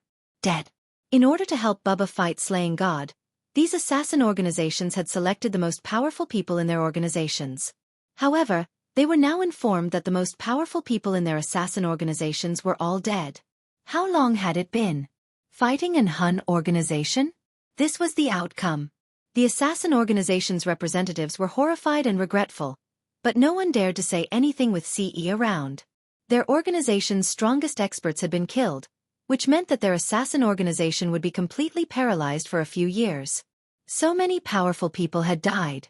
Each of these 536 people had been trained by the organization at a cost of tens of thousands of gold coins. That's 536 people, you know. This was definitely a huge loss. Now, other than regretting that they had agreed to help Baba and the rest deal with Slaying God, the assassin organizations hated Baba as well. If not for Baba's invitation, they would not have suffered such a loss. After hearing the news, Baba and the rest of the old men were completely devastated.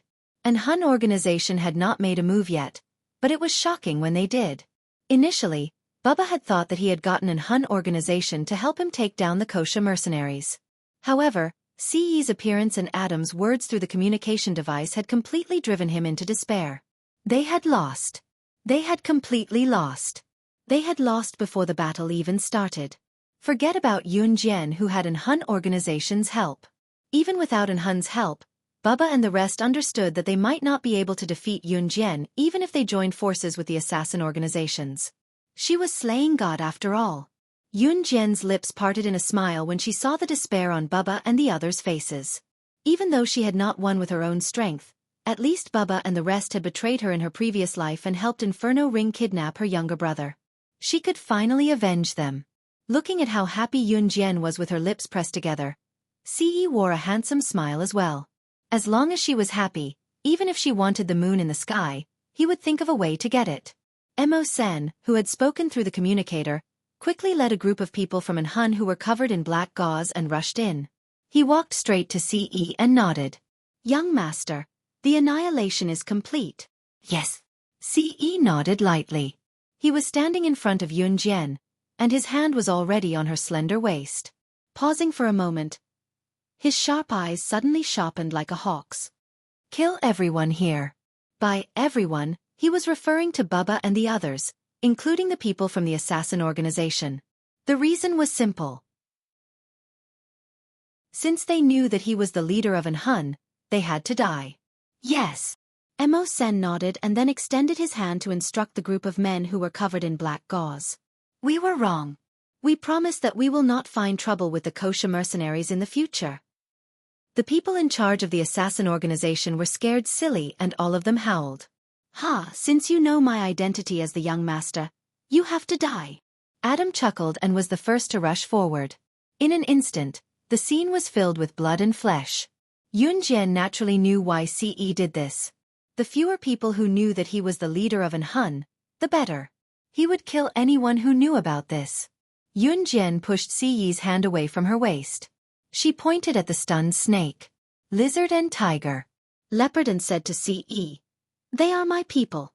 They won't tell anyone about this." Yunjian did this to prevent Ce from killing snake, lizard and tiger, leopard. Ce, however, replied with a small smile, I know everything about you.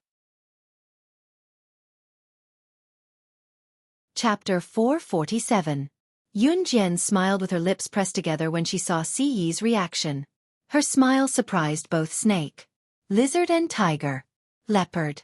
What was even more shocking was how Ce had addressed Yunjian as my woman without mincing words.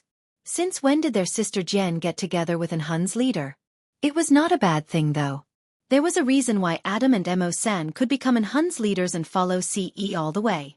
Of course, the two of them weren't bad at fighting, which was an extremely important reason. The old men of kosher mercenaries, including those from the assassin organization, were not easy to deal with. After all, they would not stand there stupidly and allow themselves to be slaughtered.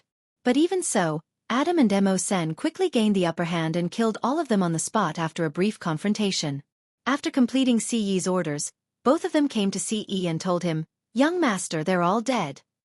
The ground was littered with corpses, but Yunjian and the others did not even frown. It was the same when they took down the kosher mercenaries' previous boss, kosher mercenaries. Things like this were nothing out of the ordinary for Yunjian and the others who were in this circle. This was how the world worked. Winners were kings and losers were bandits. Losers were bandits. The weak deserved to die. There was no reason for it. Ce nodded slightly. Yunjian turned to instruct Snake, Lizard and Tiger, Leopard that the kosher mercenaries would be reorganized. Now that Booba and the others were dead, the positions of these elders were vacant. What Yunjian meant was that anyone who was capable should be promoted. Yunjian left the selection of people to Snake, Lizard and Tiger, Leopard. This period of time was enough for them to be busy enough. Yunjian would send people to take care of the corpses here. Ce was currently holding Yunjian's hand as they walked out of the forest. Both of them did not leave the forest but came to a more tranquil place. When they arrived, Ce smirked at Yunjian. His tall figure almost covered Yunjian's petite figure. "Slaying God," Ce said faintly as he looked at Yunjian with interest. Yunjian looked to the side. She did not look at Ce but her heart was racing. She did not tell Ce her identity in the beginning. He did not hold anything back while she kept everything a secret. "Do you know something?" Yunjian heaved a sigh of relief. She looked at Ce with a probing gaze. Ce suddenly leaned over to Yunjian's face. He was taller than her, so Ce had to lower his head to touch Yunjian's cheek. At this moment, Ce's breath was right in front of Yunjian. He smirked and his handsome face became clearer. "What do you want me to know?" Ce suddenly teased. He lowered his head and probed Yunjian's collarbone. This action caused everyone to feel incomparably bitter. Yunjian blushed. Just when Yunjian thought that Ce was going to say something else, he stood up abruptly and put some distance between himself and her. He paused and said, "Don't say it if you don't want to." There was a tinge of disappointment in his words. She did not come clean in the end. Even if he already knew the truth. Just when Ce turned to leave, Yunjian's resolute voice was heard. "I was reborn. It was the sandalwood box that made me who I am now." Chapter 448. Ce was overjoyed when he heard her. He was not surprised by Yunjian's rebirth, nor was he shocked. I've known about this for a long time. Ce returned to Yunjian's side. Looking at her, there seemed to be a warm current flowing slowly into his heart. His joy stemmed from Yunjian's confession. He wanted to hear it from her personally because when she chose to tell him the secret hidden in the deepest part of her heart, it meant that she had truly acknowledged him. Now, Ce could confirm that Yunjian had completely accepted him. Ce wanted to hug Yunjian, but Yunjian dodged him with a sidestep. She gritted her teeth and pouted at Ce. You know? Then why are you asking me this? It wasn't true anger, but rather a feeling of comfort in his heart. Other than snake, lizard, tiger, leopard, and Qingyu who knew about her rebirth, Yunjian had not told anyone since her rebirth. As for Ce, he was the first person she trusted completely and told him about it. If one were to ask for a reason, even Yunjian herself would not be able to explain it. She had just told him, and it was actually a relief to say it out loud. Ce walked over and pulled her into his embrace again without a word. This time, Yunjian did not reject him. I just want to hear you be honest with me personally, Ce said with a quirk of his handsome lips and a raised brow. Yunjian, who was in his embrace, was speechless. Yunjian and Ce did not delve into the topic. Now that the sandalwood box was involved, it was a more profound matter. With Gu Sha mercenaries dead, there was no one else in Kosha mercenaries who could threaten Yunjian anymore. Snake, lizard and tiger. Leopard had quickly filled in the vacant positions of Elder Booba and the others with the candidates they had chosen earlier. This way, the Kosha mercenaries could continue operating. Yunjian had kept a low profile when she returned this time. She did not expect to run into Saber and Tulig on Heifei Island. As for Hua Meiling and the others, they had already been taken away. Yunjian probably wouldn't be able to see her again in this lifetime. Sometimes life was just like that. You would meet some people you got along well with on your journey, but once you said goodbye, it would be a lifetime. After dealing with the Kosha mercenaries, Yunjian could finally relax. Now, the management of the Kosha mercenaries would be handed over to Snake, Lizard and Tiger, Leopard. Yunjian, on the other hand, brought Qingyu back to Country Z. However, on the way back, Ce, Adam, and Mo Sen, the three of them were extremely eye-catching existences wherever they went. Yunjian could only hold her forehead and sigh softly. However, she couldn't chase Ce and the others away because she didn't want them to stay with her. Yunjian finally returned to Country Z. Under everyone's gaze, Qingyu went home to watch cartoons as soon as she returned. Yunjian and Ce went to pick up Xiao Yunju after class. During the winter break, Xiao Yunju did not have any classes, but Xiao Yunju was eager to learn, so he went to make up for it. At the same time, Yunjian was holding Xiao Yunju's hand as they walked out of the tutoring station. Xiao Yunju was still holding Yunjian's hand earlier, but when he saw Ce standing beside the Lamborghini waiting for him, he ran over to Ce with his short legs. Extending his hand, Xiao Yunju said without hesitation, "Brother Ce, you're back? You promised me that you would bring back delicious food for me."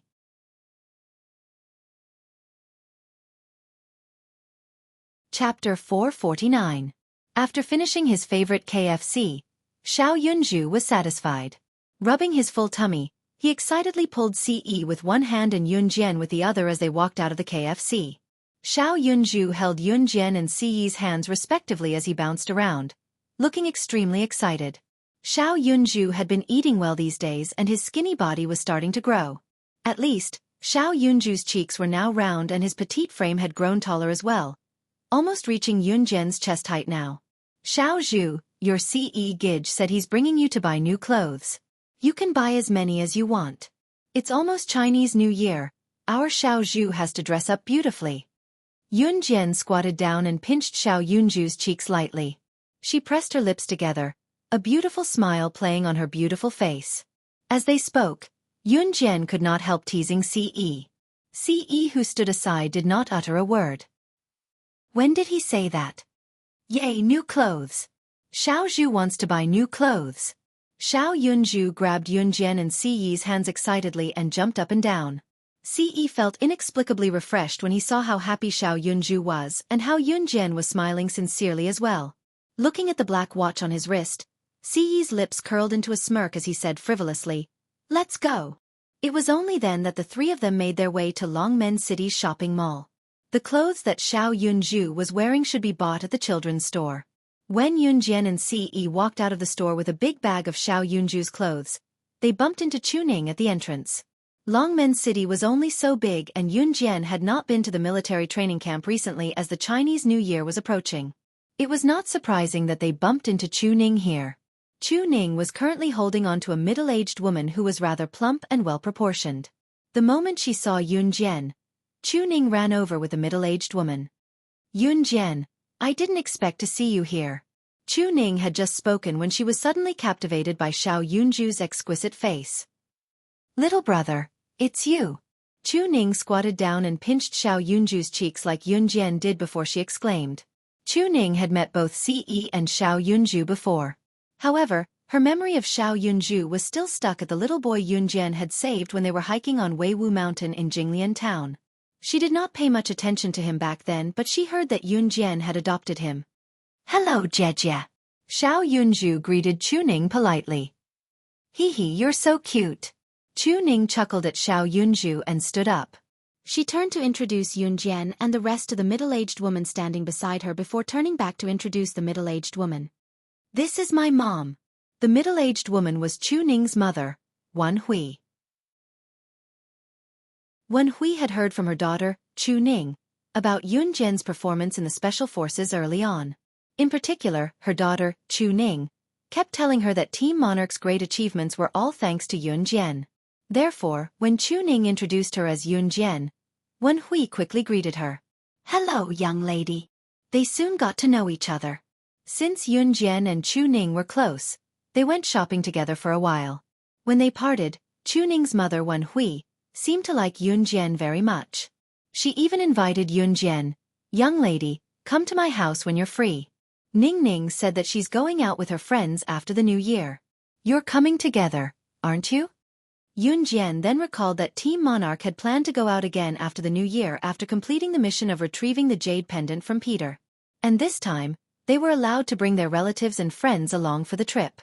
If Wan Hui had not mentioned it, Yunjian would have forgotten about it.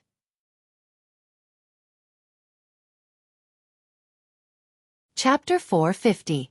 After bidding farewell to Chuning and Wan Hui, Yunjian held Xiao Yunju's hand while Xiao Yunju held Ce's hand with his other hand as they walked towards the garage.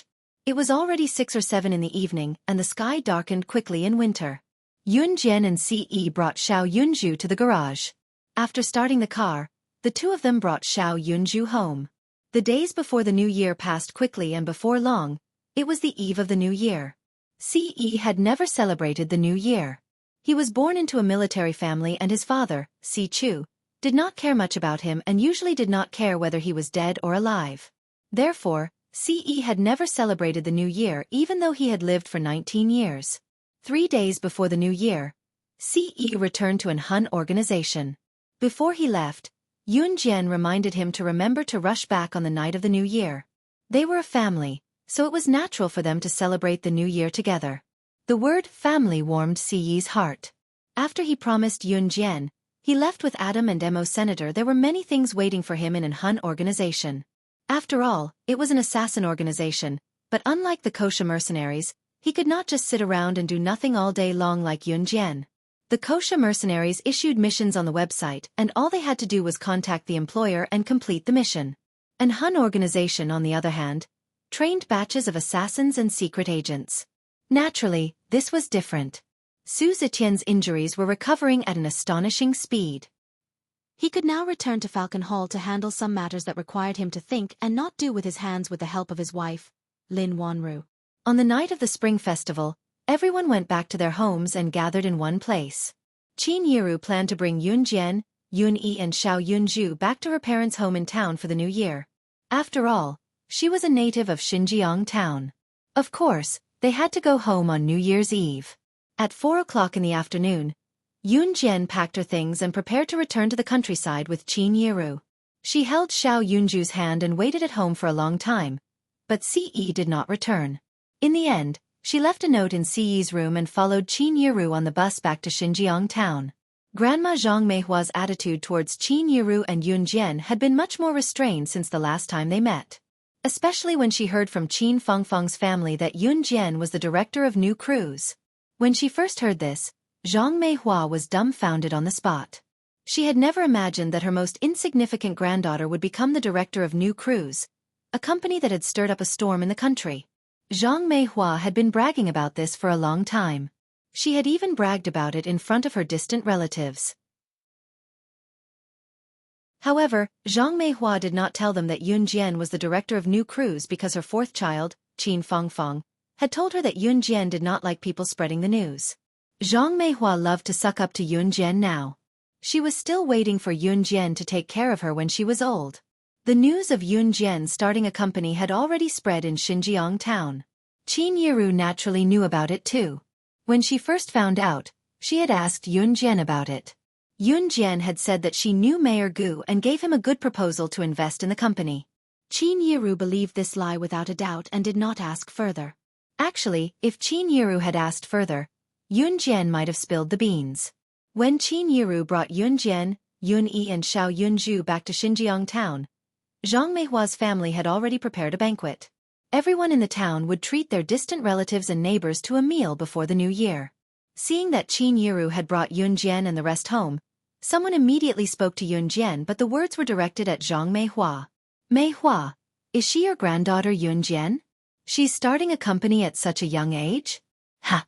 That's amazing. This person spoke eloquently, but judging from his tone, he had no intention of praising Yun Jian. Chapter 451. Isn't that so? My Jian is amazing. Zhang Meihua's face was plastered with a wide grin as she quickly responded to the person. Her tone made it sound like she was close to Yun Jian. Even the way she addressed her had turned into an intimate Jian. Yun Jian did not hear Zhang Meihua's boasting, even if the latter was bragging about herself to others.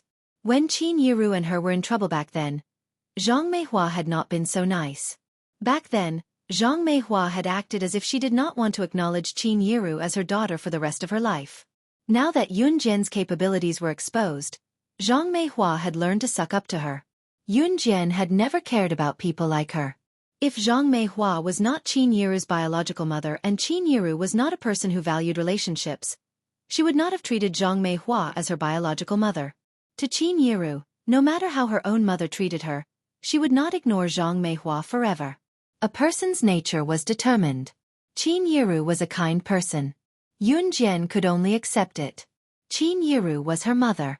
In Yun Jian's heart, Qin Yiru was someone who was worth protecting for the rest of her life.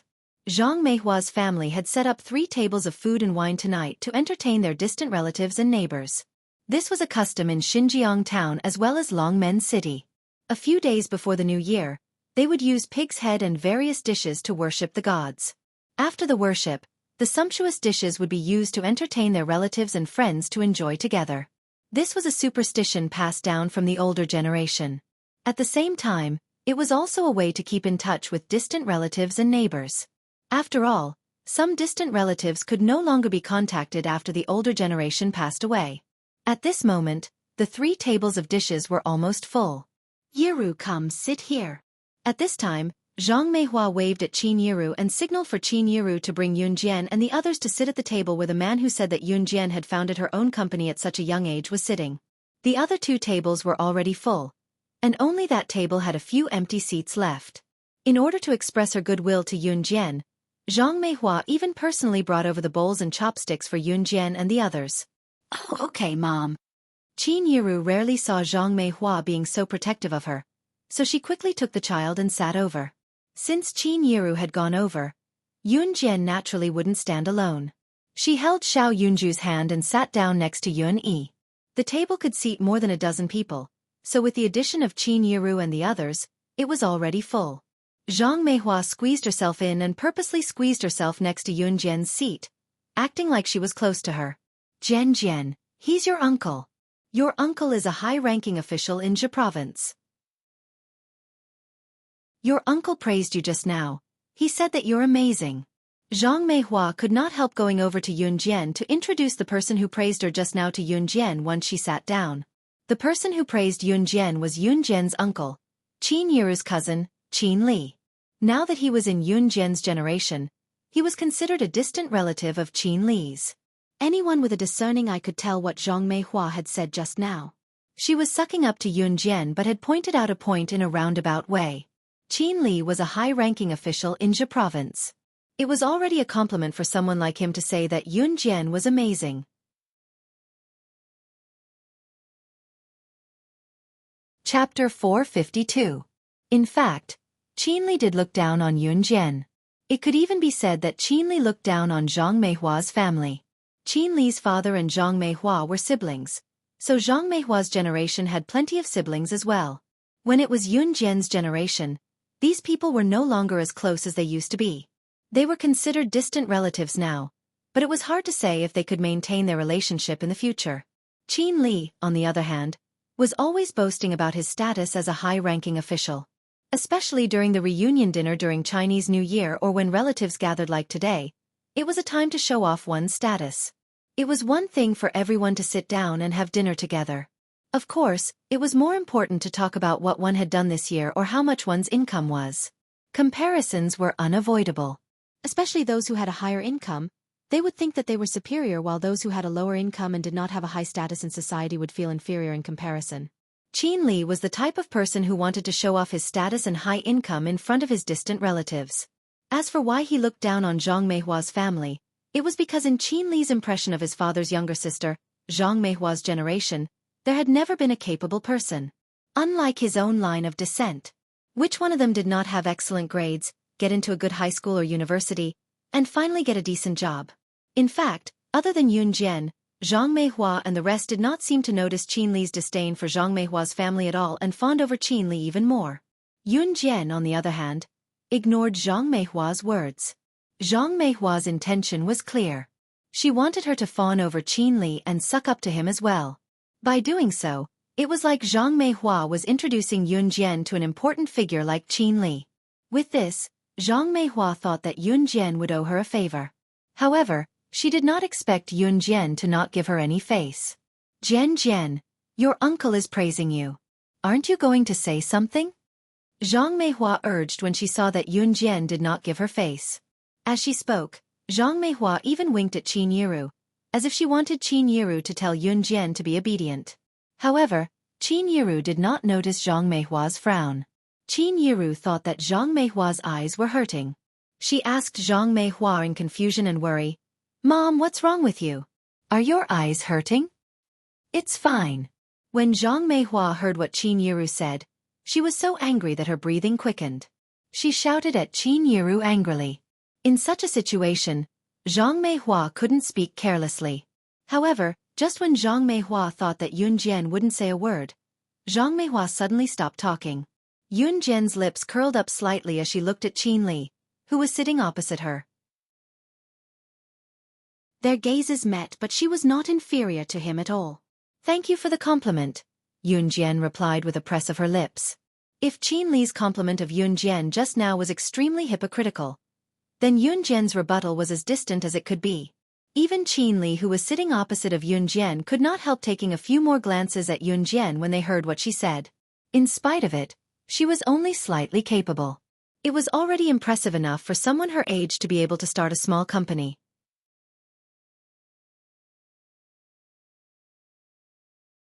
Chapter 453. In short, Qin Li did not take Yun Jian seriously at all. Of course, he would not say this in front of everyone present. After a sumptuous dinner, Qin Yiru and Zhang Meihua went to clean up the plates and utensils used for dinner. Since it was Zhang Meihua's family who had invited them, other than Qin Yiru and the other women who were cleaning up the leftover utensils, the rest of them sat on the bench in the yard to brag about their abilities. "Qin Li, you've earned quite a bit this year, haven't you? Haha, you've been promoted twice already. You can catch up to the position of Zhe Province's chief of administration now," someone said to Qin Li with deep envy. Hearing this, Qin Li's pride immediately came out. However, his words were very low-key. "How could that be? I'm still working hard. I don't know how far I can go. This road is getting harder and harder to walk." Yun Jian and the other children of the same age stood on the side and chatted with the adults. It was only when this group of adults started to talk about their children that they started to brag about their children's abilities. Our Huaner is in his 3rd year of high school now. He just took part in a national taekwondo competition not too long ago. Fortunately, he didn't embarrass himself. He more or less won the 3rd prize, Qinli said. When Qinli said this, he purposely glanced at his son, Qin Huan. There was an indescribable sense of pride in his tone. Winning the 3rd prize in a national taekwondo competition? Old Qin, it's not that I want to criticize your son, but he's really talented in taekwondo. Someone chimed in. After all, in the eyes of the commoners, a child's performance was already impressive if he could win a place in Longmen City or Zhe Province. It was a great honor for Qin Li's son, Qin Huan, to win a prize in a national taekwondo competition. On the other hand, Qin Huan grinned from ear to ear after being praised. Qin Huan was Qin Li's son and he was 18 this year. Because of his good family background, Qin Huan had always walked in front of other children since he was young. He had been practicing taekwondo since he was young. Today, to be able to achieve such results, it was already enough to show off in front of a group of ignorant relatives and friends. Yun Jian stood at the side. She merely watched the commotion indifferently and remained silent. That was until Qin Li called his son, Qin Huan, over to show everyone some taekwondo. Qin Huan stood arrogantly in front of everyone and practiced a few moves that he usually practiced. In Qin Huan's opinion, it was already very impressive for him to get the 3rd prize in the national competition at such a young age. After Qin Huan finished this taekwondo move, he received applause from everyone present. He even reached out to stroke his short hair to show off his domineering demeanor. TSK. Was that all? Why don't you compete with Yun Jian? She's amazing. At this moment, Qin Fenger's mocking voice suddenly rang out. Qin Fenger was present and had been since the beginning. She was the daughter of Yun Jian's uncle in name, Qin Liqian, and this house belonged to Qin Liqian. Qin Fenger was not studying during the Lunar New Year, so of course she was present. It was just that she did not sit at the same table as Yun Jian in the beginning, so she did not match up to her boss. In fact, after being intimidated by Yun Jian's hypnosis last time, Qin Fenger had grown increasingly disgusted with Yun Jian. Seeing how good Qin Huan's taekwondo moves were, Qin Fenger suddenly thought that Yun Jian seemed to know a thing or two too.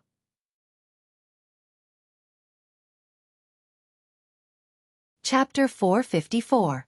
Qin Huan was someone who had won the 3rd prize in the National Youth Taekwondo competition. Just based on this, Yun Jian couldn't compare to him.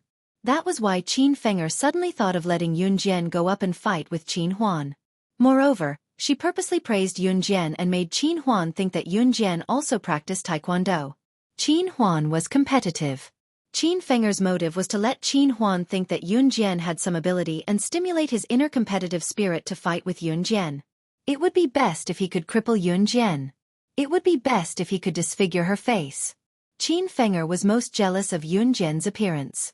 As expected, the moment Qin Fenger said that Yun Jian was amazing, Qin Huan immediately sized up Yun Jian.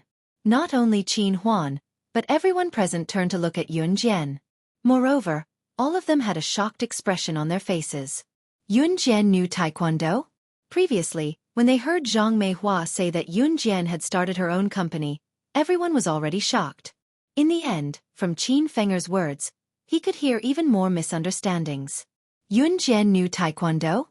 She looked so thin and weak, but she actually knew taekwondo? You know taekwondo? Qin Huan, who was still in high spirits, was now standing in front of Yun Jian. He looked at Yun Jian and at the same time, used his tall and burly figure to look down on Yun Jian. His expression was as if he didn't care that Yun Jian also knew taekwondo. Yun Jian didn't say a word and was ridiculed for no reason. She crossed her arms and glanced at Qin Fenger. There was a sharp and murderous glint in her eyes. Under everyone's gaze, Yun Jian pursed her red lips slightly. Her half-smile, coupled with her exquisite and beautiful face, made people suffocate for a moment. Qin Fenger, who was standing at the side, dug her nails into her flesh. What she hated the most was Yun Jian's face. That's right, I do know taekwondo. Yun Jian shrugged and turned back to look at Qin Fenger.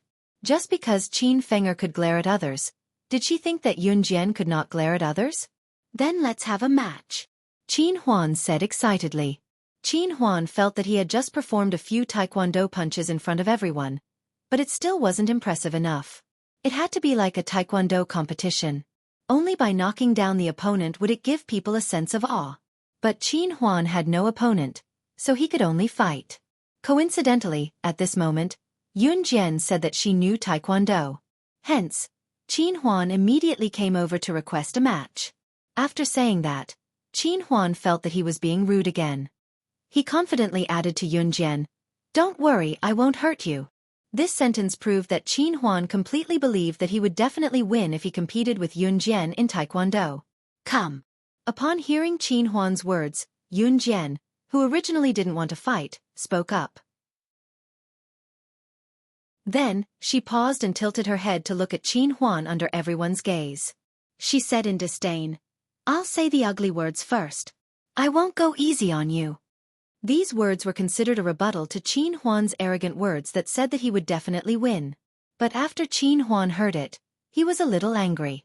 He was the third prize winner of the National Youth Taekwondo competition. But today, he was actually looked down on by a skinny girl?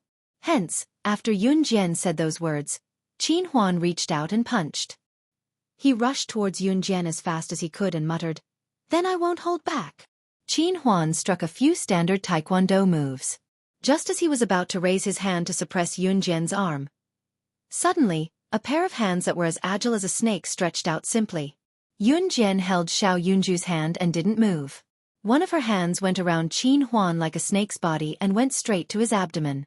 Just as he thought that Yun Jian was going to punch him, Yun Jian suddenly kicked him horizontally. Bam! When everyone blinked again, they saw the aggressive Qin Huan being sent sprawling on the floor by Yun Jian in the next second.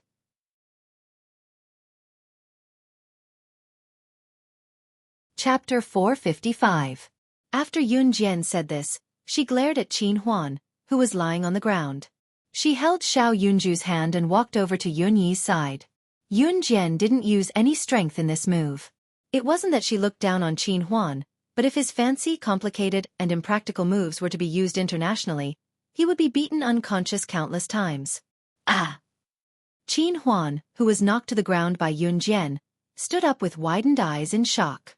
He stared at Yun Jian in utter shock, as if he could not believe what had just happened. He didn't even know when she made her move. He was already lying on the ground. In contrast to Qin Huan's shock, Qin Li, who was proud of his son and bragging in front of his relatives and friends, was also stunned. All the relatives and friends present were dumbfounded. Everyone sucked in a deep breath.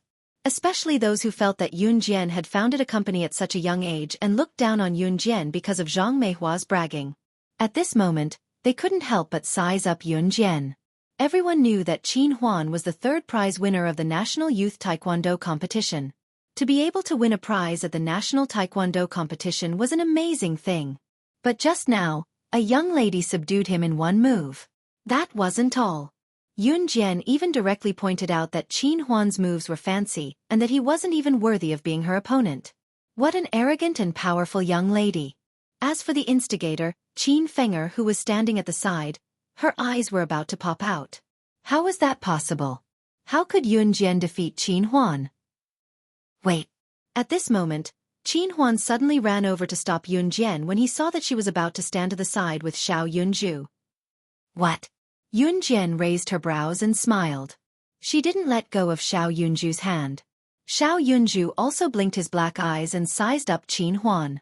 He looked left and right at Qin Huan and shook his little head. This person was so ugly that he couldn't even be compared to his brother Ce. Qin Huan, who was being criticized by Xiao Yunju, didn't know what Xiao Yunju was thinking.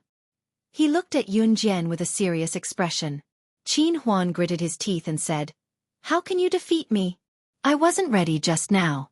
I want to compete with you again." When Qin Huan said this, there was a sense of confidence that came from nowhere.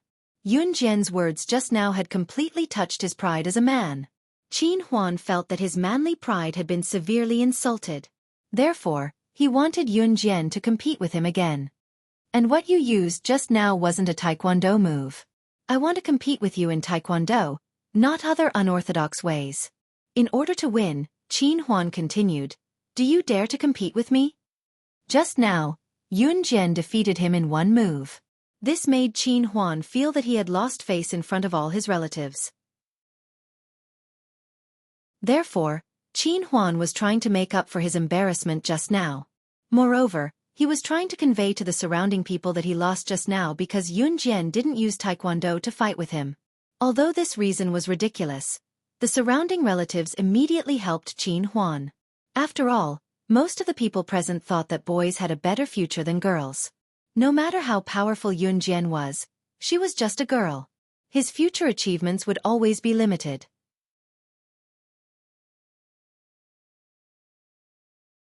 Chapter 456. With Qin Fenger's nonsense, Qin Huan became even more confident. Qin Huan suddenly felt that Yun Jian was using unorthodox methods to defeat him. After all, her hand speed was so fast just now, and she wasn't using Taekwondo. If it was Taekwondo moves, Qin Huan was very confident that he could defeat Yun Jian. Because he had learned Taekwondo very well, including what moves his opponent would use, he had learned from his coach. At the same time, he also studied what moves his opponent would use and how he should defend against them.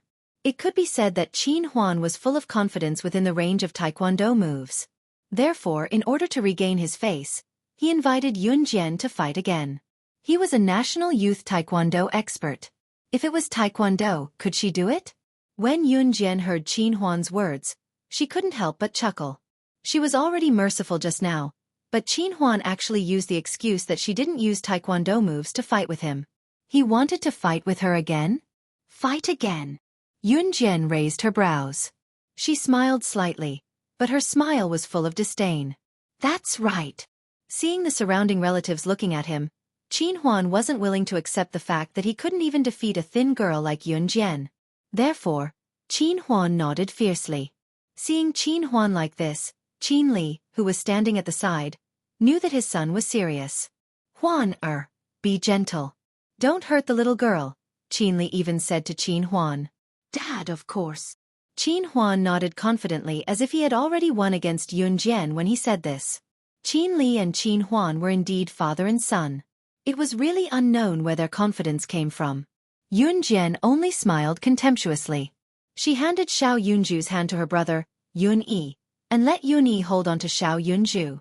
Brother, hold on to Xiao Yunju first. With that, Yun Jian walked towards Qin Huan. Her long and narrow eyelashes fluttered up and down, and her delicate and beautiful face was as smooth as water. Her delicate and clean face caused everyone present to be stunned once again. Yun Jian's looks were indeed stunning.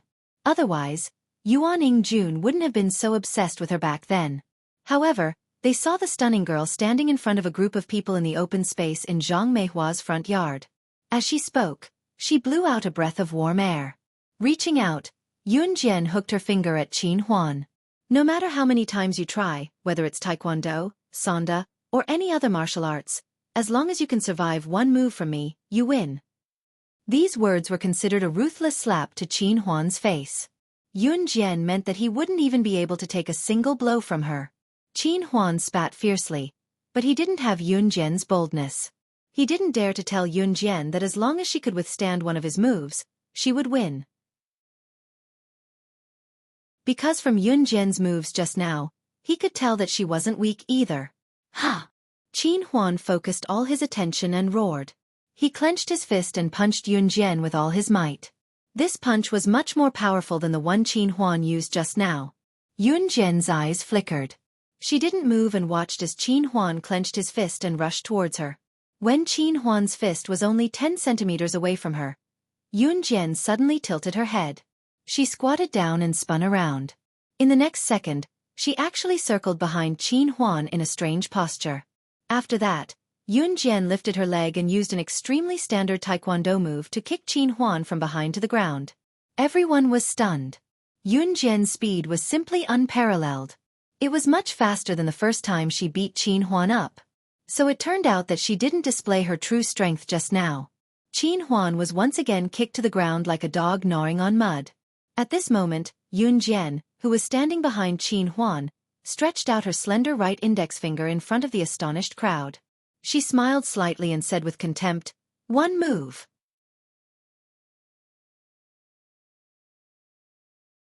Chapter 457. Yun Jian didn't use any Taekwondo moves just now, So Qin Huan found an excuse and even boasted that she wouldn't be able to win against him without using any taekwondo moves. At this moment, Qin Huan was speechless. In fact, Qin Huan, who was beaten down, was also stunned. He was beaten down by Yun Jian once again. And this time, everyone's eyes were bright. Everyone saw that Yun Jian had indeed used taekwondo moves to defeat him.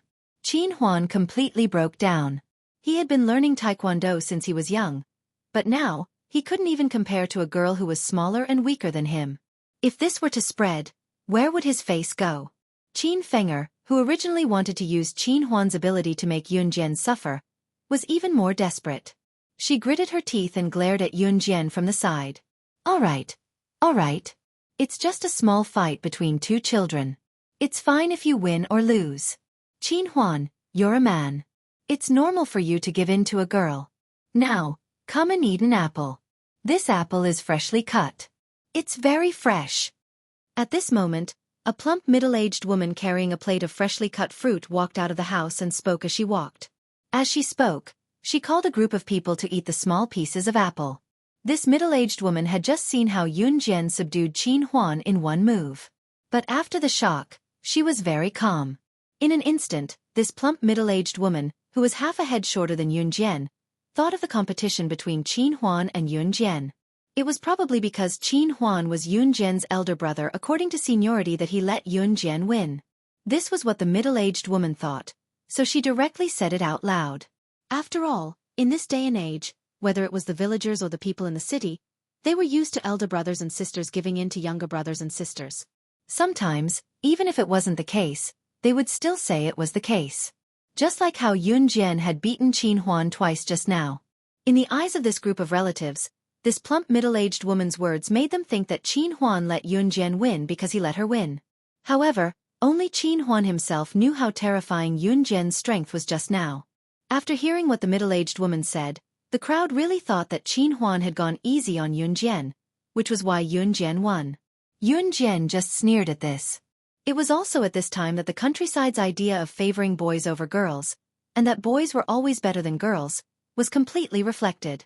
Yun Jian had lived at the pinnacle of the world in her previous life. She had never experienced such a feeling before. However, it was undeniable that this feeling was definitely not pleasant. But Yun Jian didn't care about that. Yun Jian didn't say anything. She walked straight to Xiao Yunju and held Xiao Yunju's hand. A hurried voice could be heard. Aya, I'm late. I'm sorry, everyone. Hearing the sound, he looked over and saw a police officer in uniform. It was obvious that he had just gotten off work and hadn't had time to take off his uniform. Seeing the person in police uniform, everyone was in awe out of habit. Yun Jian narrowed her eyes. She was stunned when she saw this familiar face that suddenly appeared. When the other party saw Yun Jian, he was also shocked. Then, this male police officer suddenly pointed at Yun Jian and exclaimed in front of everyone, "Little girl, it's you. Aren't you the Advanced Special Forces soldier under Officer Gu?"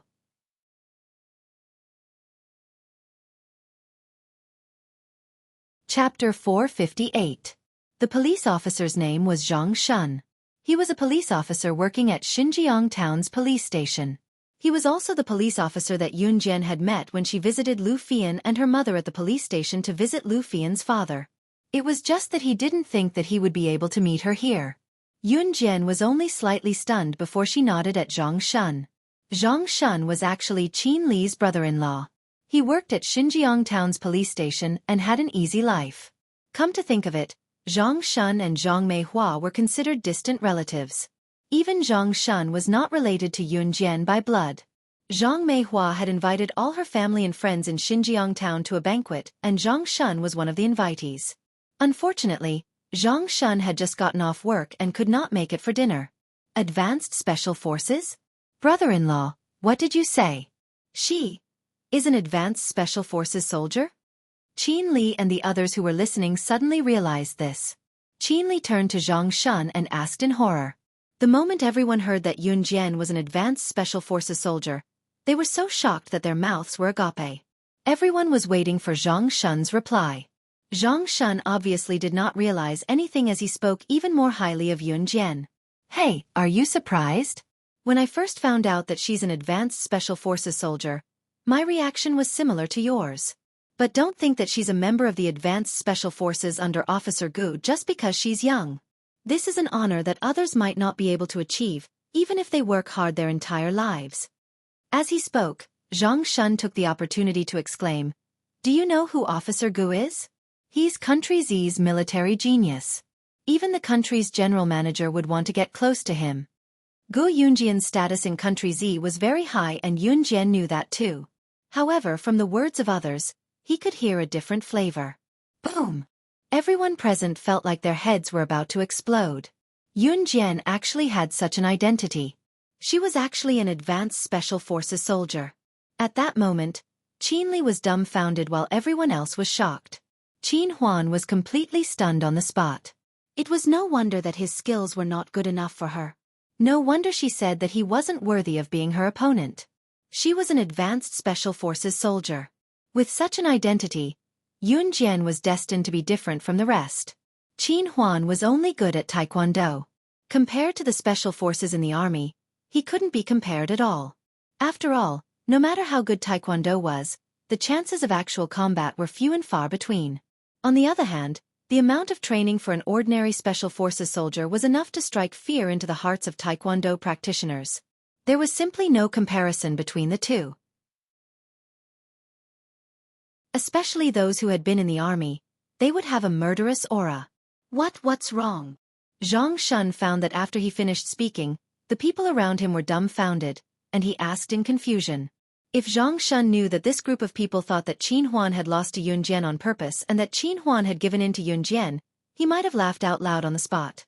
Yun Jian was an advanced special forces soldier who was personally certified by Gu Junjian. Such a young advanced special forces soldier. Did she need someone like Qin Huan to give in to her? Wasn't this a joke? At that moment, other than Qin Li, Qin Huan, and the rest whose faces were terrifyingly dark, the middle-aged woman who was holding the fruit platter and giving everyone slices of apple slices was also slapped hard in the face.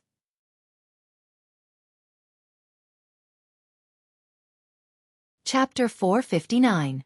By the time everyone realized what was going on, Qin Yiru, Zhang Meihua, and the other women had already finished washing the dishes and cleaning the table.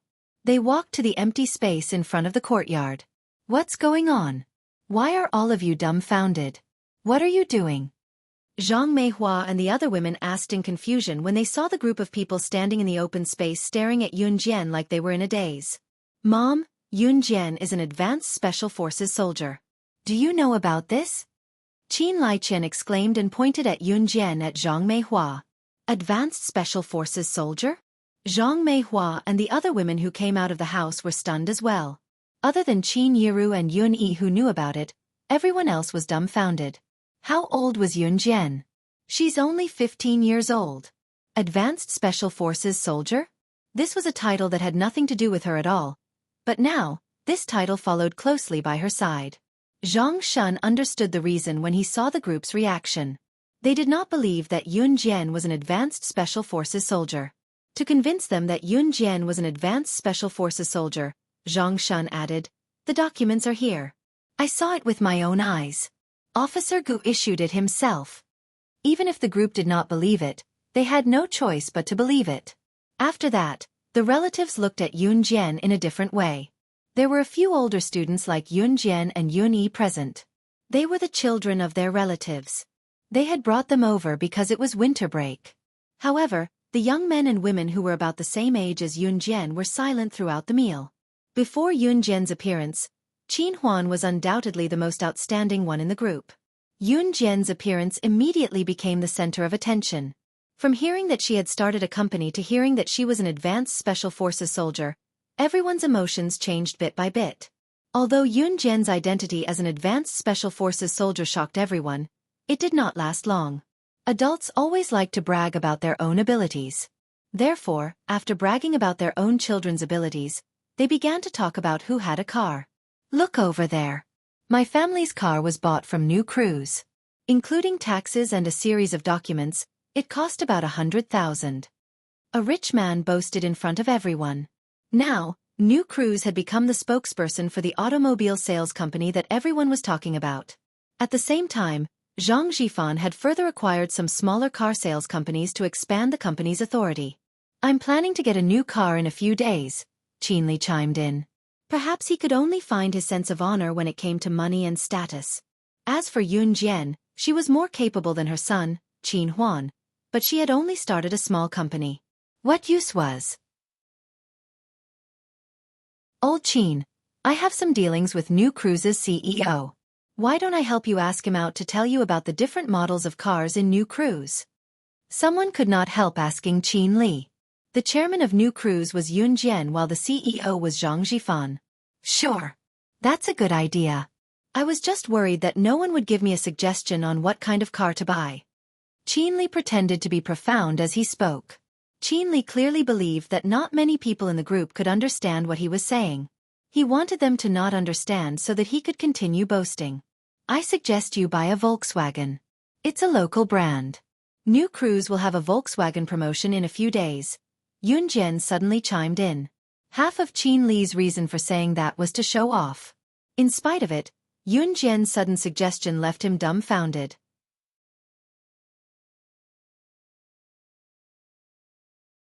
Chapter 460. It was apparent that Yun Jian's words just now had made the person who was speaking feel a little smug about what she had just said feel repulsed. Especially since Yun Jian was so young, the person felt that Yun Jian was bossing others around and stealing his limelight at such a young age. He was even more displeased with her. Don't spout nonsense when you're still a kid. New Cruise isn't just any company. Besides, I have a friend who works in New Cruise. Of course, my friend would be the first to know if New Cruise is having an event. He'll definitely tell me the moment he gets the news. The person was full of confidence as he refuted Yun Jian's words with a rather arrogant tone. Moreover, the person's meaning was obvious. His friend worked in New Cruise. Even his friend had never heard of what Yun Jian said. Yun Jian was just spouting nonsense. Yun Jian turned to look at the man who accused her of spouting nonsense. He was about middle-aged with shifty-eyed eyes. Coupled with a face that was not even close to being handsome, he sent chills down one's spine just by looking at him. What was worse was that this person had red pustules on his face. He looked like he was not satisfied with his desires. Yun Jian glared at him and did not say anything else. Her words were directed at Qin Li, not this man who looked like he was not satisfied with his desires. Of course, it was not her business whether Qin Li listened to her or not. She was merely giving him a piece of advice. Qin Li was obviously stunned as well. However, compared to the shifty-eyed man who looked like he was not satisfied with his desires, Qin Li's gaze had a deeper depth to it. Then they went on with their own words. Yun Jian, who was standing far away, could still hear the man who looked like he was complaining about her to the people around him. Say, even though she's in the advanced special forces at such a young age, she shouldn't think that she's invincible. What kind of company is New Cruise? It's a famous company in the country. She's just a little girl. Do you think she can reach into New Cruise? The dissatisfied man deliberately spoke loudly, as if he wanted everyone present to hear him reprimand Yun Jian, so that he could embarrass her. At this moment, Qin Yiru was also feeling rather awkward. Zhang Meihua opened her mouth. If not for Yun Jian's silence, Zhang Meihua would have revealed Yun Jian's identity as New Cruise's director. However, Yun Jian didn't say anything, and Zhang Meihua didn't dare to say anything. She was still waiting for Yun Jian to take care of her when she was old. How could he offend her so quickly? Yun Jian and her brother, Yun Yi, stood together. From time to time, she would tease Xiao Yunzhu, feeling very comfortable.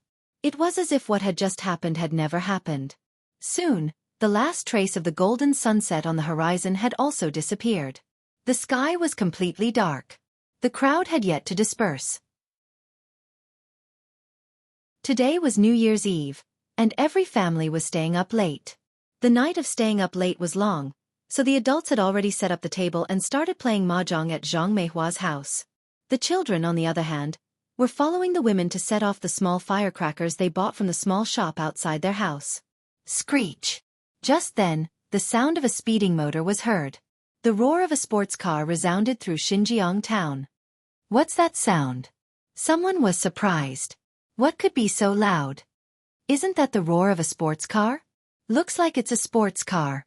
Let's go, let's stand outside and take a look. The man with a face full of lust hurriedly pulled everyone outside.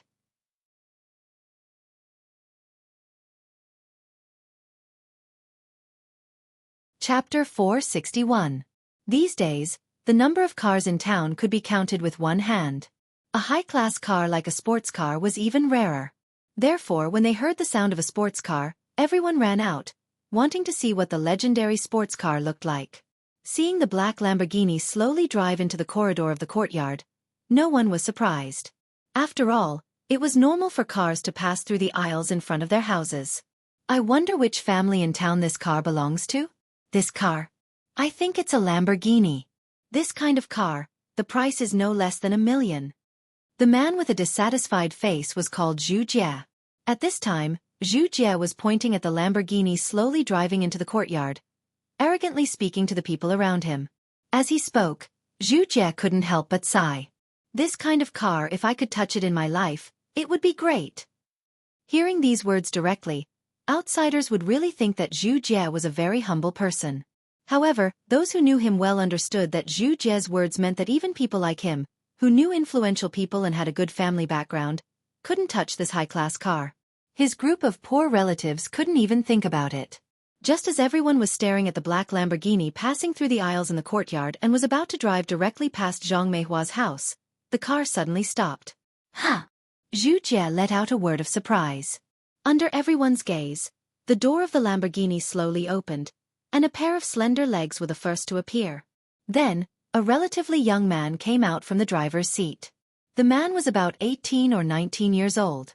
He was very young, but he had a strong aura as soon as he appeared. He had a head of black hair and a fair and handsome face, which made all the women present blush. Qin Fenger had never seen such a handsome man. She thought that she had dated many boys, but in the end, they all parted on bad terms.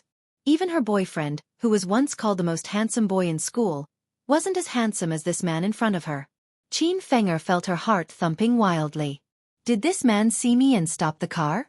Xueqi couldn't help but look at the man who suddenly appeared with admiration, and couldn't help but twitch the corner of his mouth. Hello, little brother. Are you looking for directions? Xueqi had always been polite to rich and powerful people. When he saw Ce stop after getting out of the car, he thought that Ce was a foreigner. Now that it was the new year, there were many outsiders who went back to their hometown to give gifts to their relatives. Hence, Xueqi ran over, thinking himself clever, and volunteered to lead the way for Ce. F***ck off, Ce uttered softly, hating people like Xueqi who sucked up to him as well. Ce told Xueqi to get lost. However, Xueqi was very perceptive. Even though he saw Ce's extreme reaction, he wasn't angry. Instead, he stood aside with a smile. Xueqi didn't dare to say much about the slander of the rich. Ce drove a Lamborghini, so his family was naturally wealthy. Xueqi expressed that he would never provoke such a person in his life. However, just as everyone was waiting suspiciously for Ce to guess his next move, Ce suddenly raised his slender legs and walked in front of Yunjian. I'm back. Ce's red lips curved. He said the most frightening thing in the world in a calm tone. You're tuning in to the Xueqi's Martial Arts Saga YouTube channel. Don't forget to subscribe and join us on this journey to catch the most captivating stories.